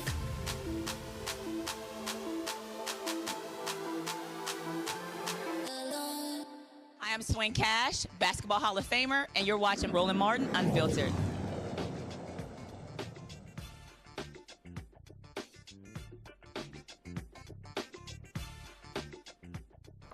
Folks, social media blew up last night and today when hundreds of Howard University's incoming freshmen said they had been disenrolled just weeks before they were supposed to move in. On Wednesday, emails like this were sent to students who had not paid at least 50% of their balance by saying July 10th, saying they could no longer hold a spot for them in the incoming class for fall 2026. Multiple students said they were waiting for grants, scholarships, and federal funding to clear their balance. They were not aware that if the funds were not applied by July 10th, they would be unenrolled. Howard alums, students, and parents are enraged by the university's decision and are speaking out against it. First of all, let's show the statement from Howard University, please. They put it on social media. They released a statement making it clear we understand that the enrollment update that was issued yesterday is difficult and disappointing for students and their families. Howard University provided multiple detailed communications throughout March, April, May, June, and July, the first time in-college students and families on steps needed to secure enrollment for the fall 2026 semester. Notifications included emails, personalized financial aid information, videos, and Bison prep sessions to help incoming students understand the tuition payment requirements, payment plan options, the process for reporting outside scholarships, and the deadlines necessary to secure their enrollment. Joining us it says students who did not meet the established payment arrangement, or scholarship and other financial aid reporting deadlines have been notified that the university can no longer hold their place in the incoming class. Incoming freshman Isabella Williams received a disenrollment email after expecting her scholarship to fulfill financial requirements. Isabella posted this video in response to the disappointing news.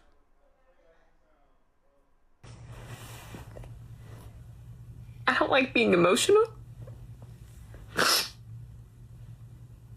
I don't like showing any sort of fear. But never in my life have I been so disappointed.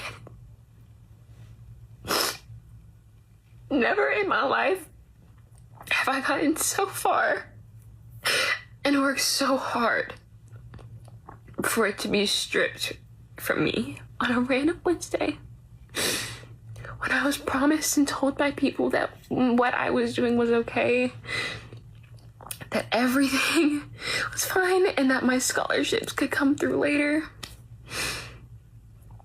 And then I'm suddenly unenrolled from a dream school, from a school that I worked so hard to get into, to afford to go to, because my mother wasn't able to continue her education there for the same reason.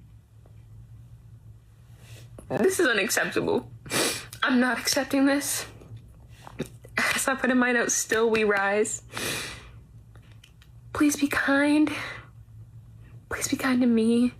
Please be kind to the students going through this. Please be kind to yourself. If you're currently a student, or if you're an incoming one, or you were supposed to be an incoming one, things work out. Things will work out. I promise they will. But that doesn't mean it's not hard. But I'm hoping that I can get through this. And I hope that this can be motivation to everyone and anyone that bad things can happen and we will still rise. And the sun will come up the next day. And I'll still be able to help people the way that I want to. Because nothing will stand in the way of my light, even if it feels like it is. I love you all. I love you all very much. Folks, there are a number of videos like that with incoming first-year students now left to their own devices. Organizations like the Esther Funds Foundation are now trying to step in and support. They posted a statement offering aid to the incoming Howard freshmen, sharing that the Esther Funds Foundation stands with Howard University students facing sudden enrollment uncertainty. We recognize how frightening and destabilizing this moment can be, and this is exactly why EFF exists, to help students navigate financial emergencies, resource gaps, and barriers that threaten their path to graduation. Affected students may email nationals@estherfundsinc.org with the subject Howard Student Support, and include a brief summary of the deadline they are facing and a redacted screenshot when helpful. They ask, please do not email social security numbers, passwords, verification codes, tax returns, or full financial account details. Isabella Williams and Laverne Mickens, a parent widely known for providing college funding resources, known as the Scholarship College Mama on social media, join us right now. So, Isabella, I'll start with you. Howard said notifications were sent over a period of months. Did you receive those? Received those emails, and I directly contacted financial office to ensure that I was good to go. I talked to them about my personal situation. I told them that I have external scholarships that will cover the remainder of my balance, which is $12,000, and they said it was okay. I submitted it through Backpack. I gave them all of my needed documentation, and they said I was fine. So I didn't enroll in a payment plan because I was told not to. We understand that we were given emails, but we also know that we directly communicated with Howard University. So what they're saying to the press versus what they're saying to us is entirely different. Okay, when you say you talked to them, they assured you. Did you detail who you talked to? Were they an authority? Was it a student? Was it the financial aid director? Who did you actually talk to? I called multiple times. I think sometimes they were students and other times they may have been a regular adult employee, but I will say that they don't specify who it is. They just say that it's financial aid office. And to be quite frank, it takes so long to get on the phone with anyone that the last thing I'm thinking about is the title of who I'm talking to. I'm just happy I have someone to talk to. No, I understand that. What I'm saying is, when you were calling, you got these assurances. Were you noting the name and the title of the person you were talking to, so anything happened later, you can follow up and say, no, Pam so-and-so or David so-and-so on this date told me this? Well, no, because like I just stated, we should be able to trust our university. We should be able to call our university, ask a question, get it answered, and not have to give it a second thought. I understand that some people will say, well, their reputation will precede you and you should have assumed otherwise, but I believe that it's okay for students to have trust in their university and we should be able to. So to answer your question, no, but I genuinely did not think that I had to. Laverne, some students were inadvertently removed, and our understanding that they've been added back. Any idea of actually, we've heard hundreds, we've heard 500. Any idea of how many students have actually been impacted at Howard? Hi, Roland. Thank you for having me on tonight. I'll tell you this, between 3 and 5 p.m. last evening, I got hundreds of emails and direct messages, and I was up until 4 o'clock this morning answering at least 300 to 400 emails. So I would have to say several hundred families were impacted. Some are saying 500. Some people are saying more. And as to your question of people being reinstated, I did speak to a couple families that were veterans that were waiting on the GI Bill and other veterans benefits. I know they got priority, and someone from Veterans Affairs reached out to the college and got their particular situation straightened out. So I know some of the students that were re-enrolled were families of veterans with veterans benefits and the GI Bill and things of that nature. But several hundred, if not 5 or 6 or more, I know students that had full rides that got kicked out of school last night. I know Jackie Robinson, Bill Gates scholars, Coca-Cola, kids with full tuition and full ride scholarships that were either told that they didn't need to get on a payment plan, or they tried to get on a payment plan and there was a glitch to the system. They spoke to the director of financial aid. They also spoke to a woman named Mrs. Frazier. They spoke to several people who gave them several different conflicting messages. And so I just made a video last week about how we need to be more clear with parents and families and students about this entire process. And I would see if it were 10 or 20 or maybe 50 or 100 families, they missed a deadline, but 500 to 600 families missing a deadline and blaming the families and saying, well, they got an email on July 8th or June 8th. July 10th was a deadline they should have known. All of these families were told several different things, and they've got screenshots, documentation, emails. They've got proof. So we wanted someone from Howard University to come on the show to explain what happened. They did not provide anyone. They simply sent us that particular statement. Obviously, this is a lot of people are distraught. Like I say, I've seen numerous videos like that of Isabella. Isabella, since this happened, again, there's been a huge response. Have you heard from anyone with the university today regarding your status? No, I haven't heard anything directly from the university. I called the financial aid office, I called the bursar office, and I left messages for both of them, but I have received nothing in return. I've also emailed enrollment engagement like we were expected to do, and I got nothing in return. Luckily, I'm one of the students that has gotten their classes back, but I now have a $30,000 bill, and they haven't said whether I'm actually reinstated.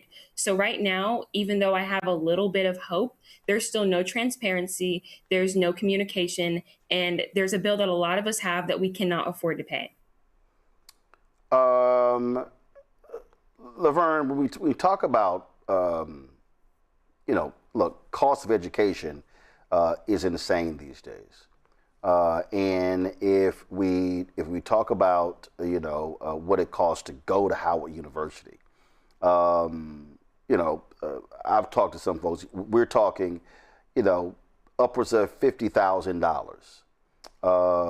And in fact, this is from Howard University's own website that lists various cost estimate, indirect. It says that the total cost estimate you're talking about could be some $64,000 annually. And I can only imagine, you listed Jackie Robinson scholars, Bill Gates scholars, and others. I can only imagine if you're a family and you are expecting a scholarship that's going to pay for all of that, and a scholarship hasn't arrived. So what the university is saying is, no, you as a family, you actually have to make up that $30,000, $40,000, $50,000 shortfall. Is that what they're saying here? With that, that's what Howard is saying. But as a parent of 5 children I've put through college, this is how scholarships work, right? So scholarships are usually paid out in August, September the latest, and the colleges know this. So, for example, in my situation with my kids, I'll get, or my daughter will get, an email from the scholarship. We're going to cut the check like Scholarship America says and does. We'll send it to you with the college's name. You send it to them. I forward that email to the director of financial aid. They put a note in her account and they credit her the amount of the scholarship because they know the money's on the way. They never tell me, well, Mrs. Mickens, we know you won the scholarship, but you've got to swipe your card and pay this money. What they will say is you need to have possibly a zero balance either before you step foot on campus or before classes start. But scholarships usually pay out in August and September, especially big national, well-known scholarships that are $20, $30, $40, $50,000, which a lot of these kids won these scholarships. Howard is not new. How old is Howard University? They've been taking these students with these scholarships for how many years? They know how this works. They know how scholarships work. They know how grants work. They even know how loan disbursements work. And even with the big, beautiful bill and the changes on July 1st to Parent Plus loans, direct subsidized, unsubsidized loans, Pell Grants, SEOG grants, and all of that, even with those changes, the amount of money that will be dispersed at a certain time, they're supposed to communicate with the parents. They're supposed to communicate with the student. I think what happened is students turn 18 and what happens? We've got FERPA laws. They are talking only to the students because according to them, the student is the adult. And they send all those emails to their howard.edu email, which by the way, they've been kicked out of school. They don't even have access to that email anymore. They're not communicating with the parents. I don't know if the student is communicating with the parent. There's just miscommunication all around. So like I said, I know kids with scholarships, with grants. I know kids waiting on their loans, Parent Plus loans haven't been paid out yet. And of course, the GI Bill and military aid hadn't been paid out yet. People are distraught. There are people in California, Chicago, Atlanta, Texas, that can't just hop in a car and drive to DC, which I'm suggesting at this point, they're not answering your email and they're not picking up the phone. So you need to, you need to show up. They need to see your face. Because clearly Howard is playing in everyone's faces and you need to show up and let them know this is serious and where's the pivot to plan B? Because I know kids that turn down full rides to other schools to go to their dream school, Howard, which is now turning into their nightmare. Going to my panel. Greg, you're a professor there at Howard University. I'm quite sure you have heard these stories before. I'm trying to speak very deliberately right now. This is as familiar to me as the chair I'm sitting in right now. I know it's not only Howard either. So, young Sister Williams, I expect to see you on campus very shortly. But I want you to know, and I want everybody to know, the faculty know nothing about this. Because as you said, Sister Mickens, as you know, we don't get any of those emails. A university is this, quite simply. One of my colleagues said this many years ago. It is the students and the faculty. They're not coming to the swag surf, the Greek-led organizations, the football game, the parties. They're coming to the class. Everybody else is there to facilitate that enterprise, and everything else surrounds that. When you have a system where we are not aware of this, I'm aware of it because I, like a lot of people, am in with these students and their families, their communities. So I got I didn't get nearly as much as you did, Sister Megan, because people look at you as a problem solver, and rightfully so. But this is not new.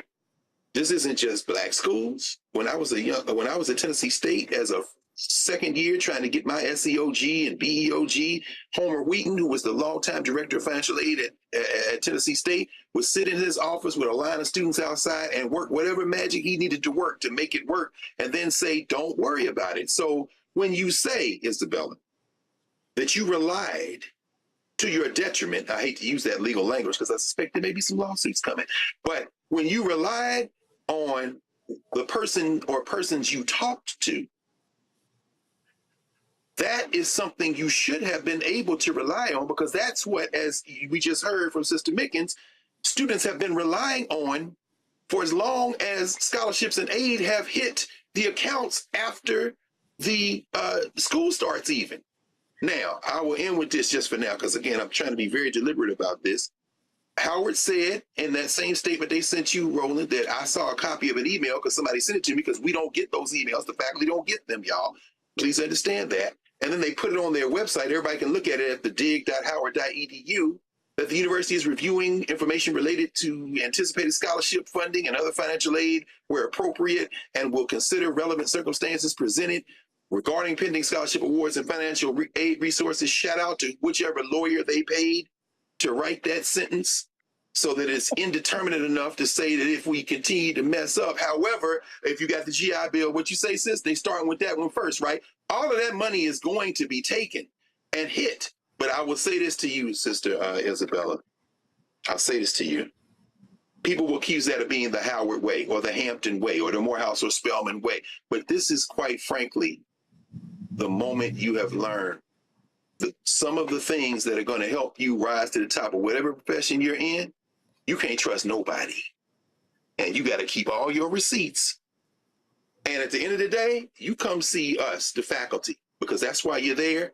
And we're going to take care of you in the classroom, and the rest of that stuff, we will be shoulder to shoulder with you to get that stuff in order. I expect this to be worked out, but the first thing you're going to work it out is because you got on social media. Trust me, you got the skill set that's going to help all this get resolved. And I hate to say that because I love Howard. I love my HBCUs. I've been out 26 years. And it breaks my heart. I'm going to stop talking because it made me want to fight somebody, quite frankly. You're a university professor. Obviously, if you're a student, this is not what you will be wanting dealing with in July when you think in a month you're headed to campus. Yeah, Roland. So you're right. I've been teaching in higher education. I have to note that I'm also a Howard alum, went to Howard for graduate school, and have a son who's currently enrolled at another HBCU, so very familiar with the financial aid process. And so I do want to ask, I'm curious, young lady talked about the financial aid package. And so I'm curious, is her scholarship something she's receiving from Howard, and or are you receiving it from an external foundation, et cetera, as it relates to some of the financial aid you're describing? Sure of both. So I only have to pay a remaining balance of dollars, all going to be covered by external scholarships and then some. So I would also have a refund from it as well. That I couldn't pay for anything. It's just that we know, as we talked about previously, they don't come until August. That's how they normally are. Like we talked about before, everyone knows that. Howard knows that. They've been around long enough. It's not really on us, I'll be honest. It's not a reading issue at all. It's just on the students, and they shouldn't be dealing with this right now. This is ridiculous. Laverne, final comment. I just want to say, I love Black people. I love Black schools. My grandmother is a Howard alum, class of 1921. I went to Virginia State. I'm sad because it's Black excellence.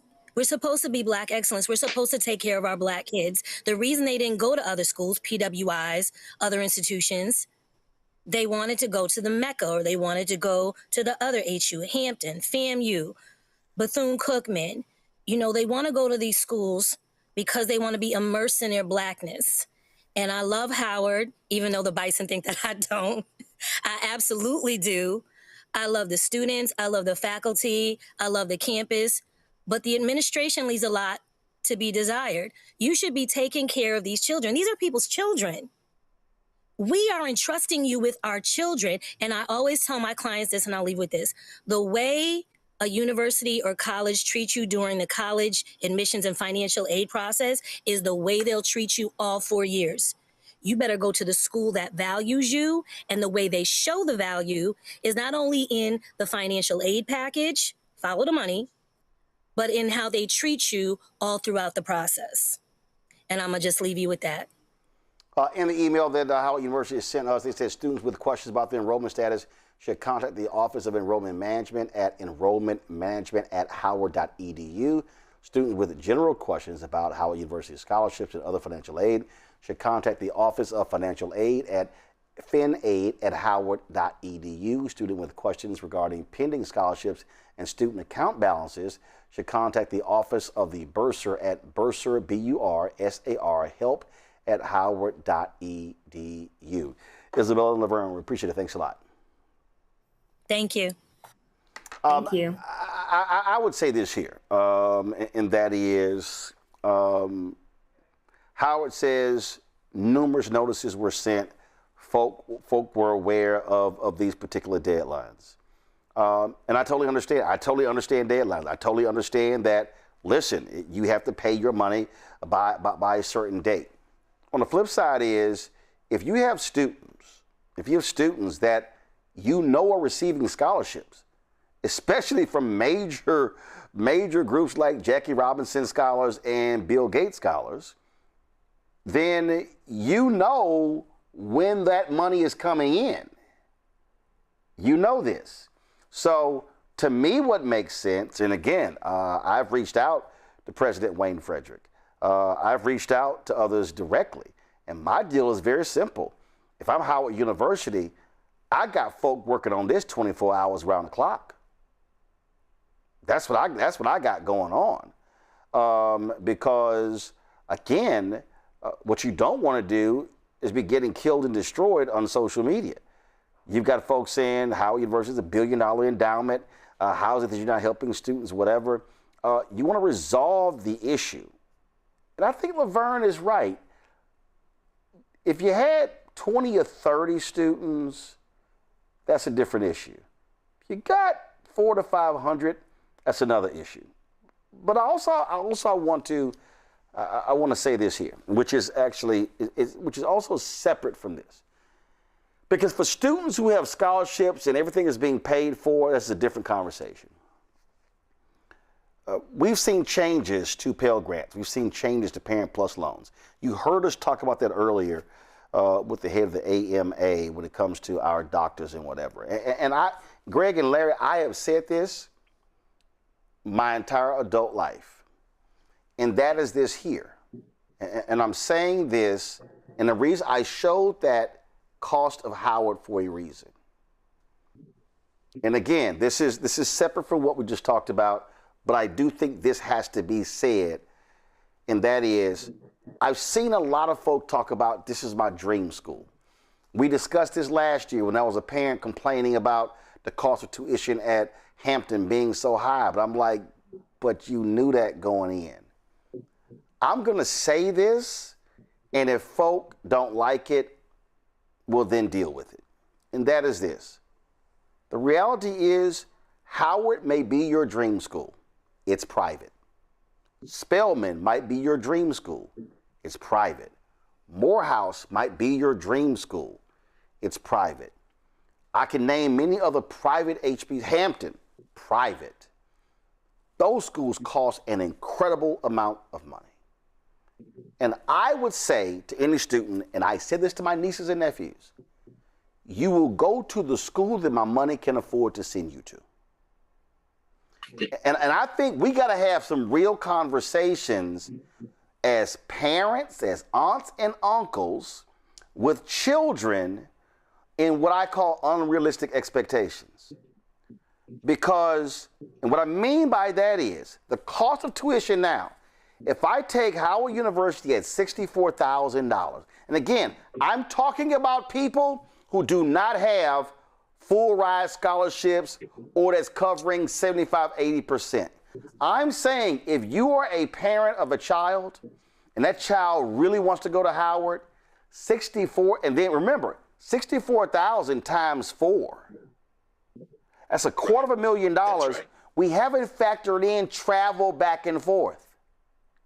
That's $250,000. Pell Grant is $6,000. 4 years is $24,000. You still left with $220,000.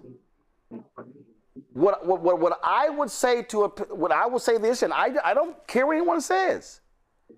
I would not tell a parent to go into a massive amount of debt to send your child to their dream school if there is a state HBCU where you are. That's far cheaper. And again, I understand disciplines, I understand majors, I understand all of those things. But I do think part of the conversation when we talk about college, and I'm not just talking about HBCUs, I need everybody to understand, I went to Jack Yates High School, Mass School of Communications. I was the #1 student there. I could have gone from Yates and gone to Syracuse, University of Missouri, Northwestern, the places that these top communication programs. But this is what I knew. My brother was a year ahead of me at Texas A&M. My sister was right behind me. My parents were going to have 3 kids in college at the same time. There was no way I was going to be able to go to Syracuse in Syracuse, New York, or Northwestern in Chicago, in Evanston, outside next to base of Chicago, or go to the University of Missouri, which is I think is Columbia. I forgot where they are, and be able to afford to go there all 4 years. I had to make a financial decision for my parents and me, and not what was Roland's dream school. And I know some people that USC is their dream school, Greg. It's $80,000 a year. I know some people, Larry, NYU is their dream school. I think NYU is $120,000 a year.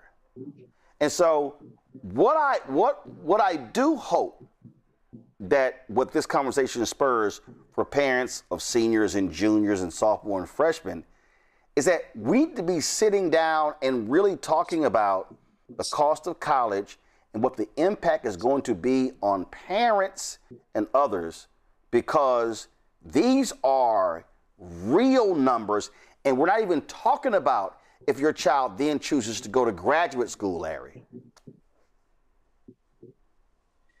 Yeah, Roland, this is a really complicated issue, and we need a whole show to really drill down on issues relating to higher education, HBCUs, the big beautiful bill, the changes that have took place, and I'm impacted as a parent about loans, etc., and also expectations and the challenges for students who are first-in-time, first-generation students, because that's an additional layer that we haven't discussed in terms of how many of these students, this is the first time they'd be the first person in their family to go to college, and how to navigate, particularly if they're obviously they don't live in DC, how to navigate not only the financial aid process, whether you're getting external or internal loans, financial aid, but also how do you navigate after you've been admitted? And once you to matriculate, how do you choose classes? What's the process? The down payment. These are all some of the issues my wife and I have dealt with. I said as a student who's in college, but we both are college educated and understand how to navigate that and face the same challenges. But I think the overall, Roland, and I'm glad we're talking about this tonight, is there's a bigger story about the challenges relating to higher education that far larger than Howard University that we discuss as a Black community. And this is why workshops and various other things are really important to have these honest conversations you highlighted with students, whether they attend HBCU or PWI or some other kind of minority serving institution. But this is, once again, a complex situation that obviously is filled with some misinformation, but we need to really figure out, obviously, how to support these systems and students, but also the larger conversation about higher education and what it means in the Black community and attending post-secondary institutions. Yeah, I just, again, I've had conversations, Greg, with folks in different places, and specific to HBCUs. And it was shocking to me, Greg, the number of parents and students who had no understanding of a private HBCU and a public HBCU. And I'll never forget, we were at the Howard Theater. The late Joe Madison was on the panel, God rest his soul. And we were discussing the upcoming election, so that had to have been, I think it was a midterm election. And a brother stood up, and the brother said he was blaming Obama. He was complaining about the cost of education.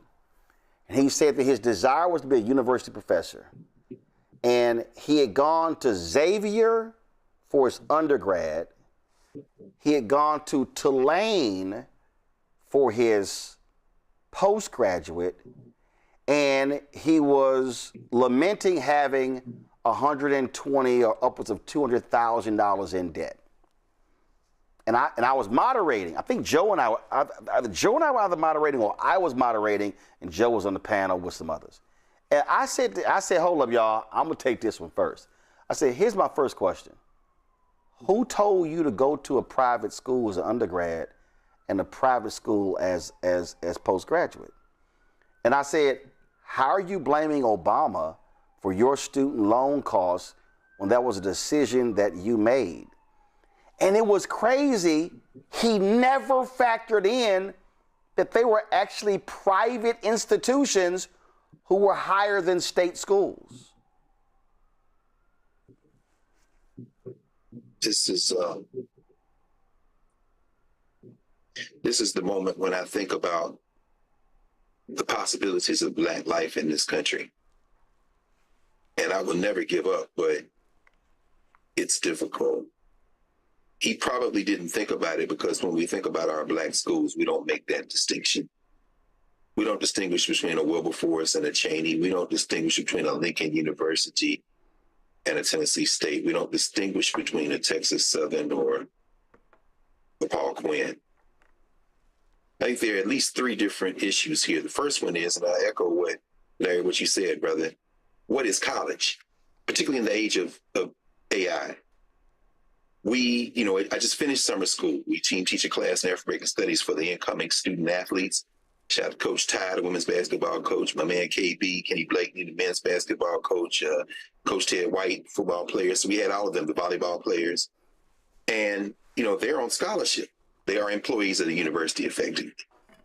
And then we had a class we just wrapped up with students in the social sciences and humanities scholarship program and the CAR STEM scholars. They are on a full ride scholarship, about 60 of them. Their closing ceremony is tomorrow evening.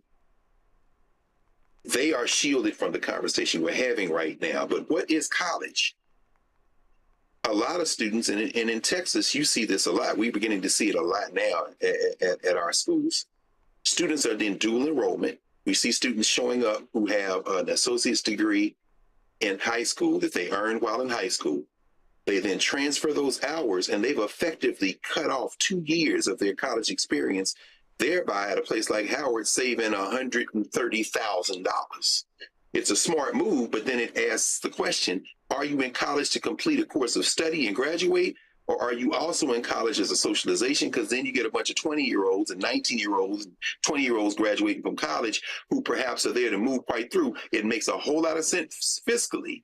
But that's another question. The second of the three is, what is the nature of HBCU education? I think that's where what you just described comes into focus. A young man wanting to be a college professor who would look at me and say, I want to do what you do. Well, I'm telling you right now, brother, if you come out $250,000 in debt, you're in trouble, because I also teach at the law school. And I know Howard law students who have amassed incredible debt they can retire in a relatively short order if they take a job in big law, which means they don't take the path that one of my former students who's now sitting in the United States Congress, Summer Lee, took.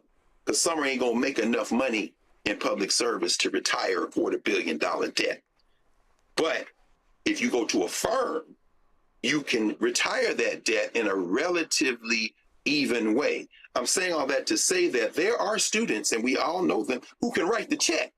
And increasingly, those students are going to the private HBCUs, and it is changing the nature of the student body and of teaching and learning, because the students who come from families and communities that can write the check, quite frankly, it's a conversation we're not going to have. We talked about what happened down there with Chase.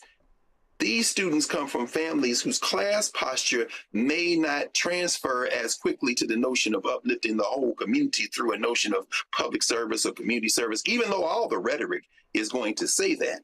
And that is something that Howard has been grappling with for quite some time. This isn't a question of blame. This brings me to the third and final point. What are the structural issues at HBCUs? You've talked yourself right in the face, bro, talking about this. And what has happened in the age of the neoliberal university, if you do not have the resources, but the expectations of our people remain the same. The expectations of the students remain the same. The faculty increasingly frustrated because universities are now outsourcing as much as they can. I wouldn't be surprised they knock on my door sometime and say, we want you to teach 10,000 students on Zoom, and we're going to give them college credit everywhere, because that's what they did, tried to fail with Coursera, and the Ivies tried it, Yale tried all that stuff. But that third question has led in the neoliberal university to the outsourcing of support staff. Howard is no different. Howard's not an outlier in this. What do I mean by this? You call financial aid and you're getting a call center that is no longer on campus. I can't walk in and see Mr. Wheaton like I did 40 years ago. Mr. Wheaton don't exist. Somebody has outsourced a lot of that work. And so then what happens is, with a bloodless situation like that, you end up in a situation where even as a young person, you learn to walk the campus, go into the room. Then you realize instead of 10 people in the bursar's office, there is now 1 or 2. And that stuff is now electronic. And then AI is going to replace more and more of it. So what happens is, what happened this at Howard? See, I was bemused by it, familiar with a lot of it. But when that child said this, the dawn hit. She said, they told me it would be all right. Let me tell you something. That is the entire history of HBCU education, particularly when it relates to financial aid. It'll be okay. It's going to come. We heard her say it. It's going to be okay. And then something happens in a space that is no longer under the direct control of the institution. It's still under control, but it may be outsourced. It may be an algorithm. And then, boom, everybody gone. And it's like, what? There's nobody with any institutional memory that says, wait a minute, hold, everybody calm down. Mm-hmm. Quite frankly, I'll be candid here. Again, I don't want to say too much, but this led to a structural failure that blew up buildings at Howard and other universities. When it's like, look, you need the old heads around and say, look, don't take that temperature down below this degree. Mm-hmm. But when you lose institutional memory, you lose that and you don't have the infrastructure. So this is not a blame game. It's an assessment in real time of what we just saw. They're going to fix this. But the simple fact of the matter is they shouldn't have had to do it. Between the pressures of the neoliberal university, between the question of the nature of HBCU education, and then the broader question of what is college, young people who have figured this out are showing up at our universities now with 2 years of college under their belt and cutting that tuition down. My niece, who is a country level top tier track student, been wanting to go to Howard since she could run around on that campus, come see me. She's at North Carolina A&T. And having the time of her life. And I wear so much A&T stuff around Howard's campus, they think I'm a visiting professor. I went to Tennessee State University. Do you understand what I'm saying, Roland Martin? I am an HBCU field Negro. Please understand. If your child has Howard as a dream school, come. But if you can't afford it, I promise for God, Alabama State is a great, not only alternative, you will not regret it. You got to treat HBCUs like there's 105 of them and it's one big campus with 105 locations. As far as I'm concerned, bro. I had somebody. We're way over time, but this is a critically important conversation. Man, I'm sorry about that, bro. No. That's not you. It's me. I'm the one who took it over time. I had somebody in the chat say, when this will happen with white schools, go to my iPad. See, this is why y'all need to stop saying dumb shit. This right here. Okay, tracking college closures and mergers. At least 49 colleges have closed or announced closures, and at least 40 have merged since March 2020. More than 50,000 students have been impacted. So I need y'all to recognize there's a thing called the college cliff. We are seeing declining enrollment in K through 12. Y'all, Tulane and Oregon have announced that their enrollment is declining. Temple University, Philadelphia, absolutely, has talked about a $200 million shortfall because of declining student enrollment. Y'all, that's population shifts. I need y'all to hear what I'm saying. That's right. Okay, so if you're seeing fewer babies being born, y'all need to see, do y'all now understand why immigration is an issue? Because see, I've done 21, 22 college commencements. And when I did Morgan State's commencement, the number of students from the Middle East who were in the graduating class, see, y'all ain't paying attention. A lot of y'all don't realize that of the nation's 107 HBCUs, or the number could be higher, but let's just say HBCUs, it's about 250 to 270,000 students. 20% of the students at HBCUs are non-black. That's right. So people need to understand what's going on here. What I am saying, that this is a moment that these parents are going through all this stuff right now. If you have a child who is a senior or who is a junior or sophomore or freshman or 8th, 7th, 6th, 5th, 4th, 3rd, 2nd, 1st, kindergarten, pre-K, The moment that child comes out the womb, you need to be looking at the reality of college education. These programs which allow you to put money away that then is invested and grows, we should be maximizing in those programs. Because what too many of us are doing, we're waiting until they graduate from high school to go, how are we going to pay for this? The other thing, though, is, and this is why I started this, is we have to make smart financial decisions. I'm telling you right now, I thought about it, and if I asked my brother Reggie and my sister Levita, I don't think my parents sent us a combined $1,000 in our 3 college careers. I don't think so, because it was two more sisters at home. So the decision I made was an economic decision. And so we have to, y'all, we got to be just real about the 103 HBCUs. We just got to be real about this here. I was told that 30% of Howard Pell Grant students return. That means the lowest income students. That means 70% don't come back. That's because they can't afford. Watch this. Howard's Pell eligible number is the highest by far in the DC area. Private HBCUs take, if you were an accountant, Roland, you would say, oh no, y'all can't take all these Pell eligible students. Why? Because that's the mission. Georgetown, American, GW, they wouldn't let you. Howard takes those Pell eligible students because that's the mission. But are they setting them up, Roland? Is that a setup for failure? And that's where, voting don't matter. Damn it, if you don't get a damn Congress and a president that will take that cap that Adam Powell put in place back up, this is why elections matter. So if the Pell, yes. Is that a setup? What you say? Oh yeah, right. And so the point there is, if you are depending on a Pell Grant to go to college, Howard, Spelman, Morehouse could be your dream school. I'm telling you, that's right. You cannot afford it, because here's the other problem. And Morehouse had to deal with this here, and Howard deal with it. All the schools deal with it. When the students have to leave, they're now impacting the financial aid of the next student because of default rate.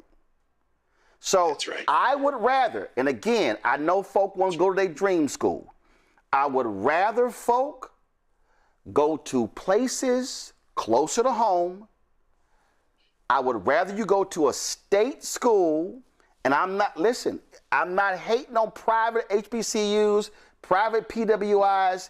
I'm simply saying, go where your money can afford to send you, because the goal is to graduate. The goal is not to try to go to your dream school and go there for 1 year and then come home, and now you got to go to work, and then now you got to go somewhere else, and now you got to come out, and then now all of a sudden your college experience is 6, 7, 8, 9 years. College, the cost of going to college is arguably, and when I look at home prices, it's arguably going to be the first or the second largest financial decision you will make in your entire life. If I'm looking at $150,000, $200,000, $250,000 in student loan debt, y'all, we got to be having honest conversations about you going to school where my money can afford to send you. And we got to, and listen, and I believe in aspiration. I believe in all of that. I also believe in reality. And I'm telling you right now, I would have been insane to tell my mama and daddy with a 1,500 square foot house in Clinton Park in Houston with 3 sisters at home, hey, I want to go to the top broadcasting program in the country. I want to go to Syracuse University in upstate New York. And if I ain't got a full ride, how in the hell are we going to afford that?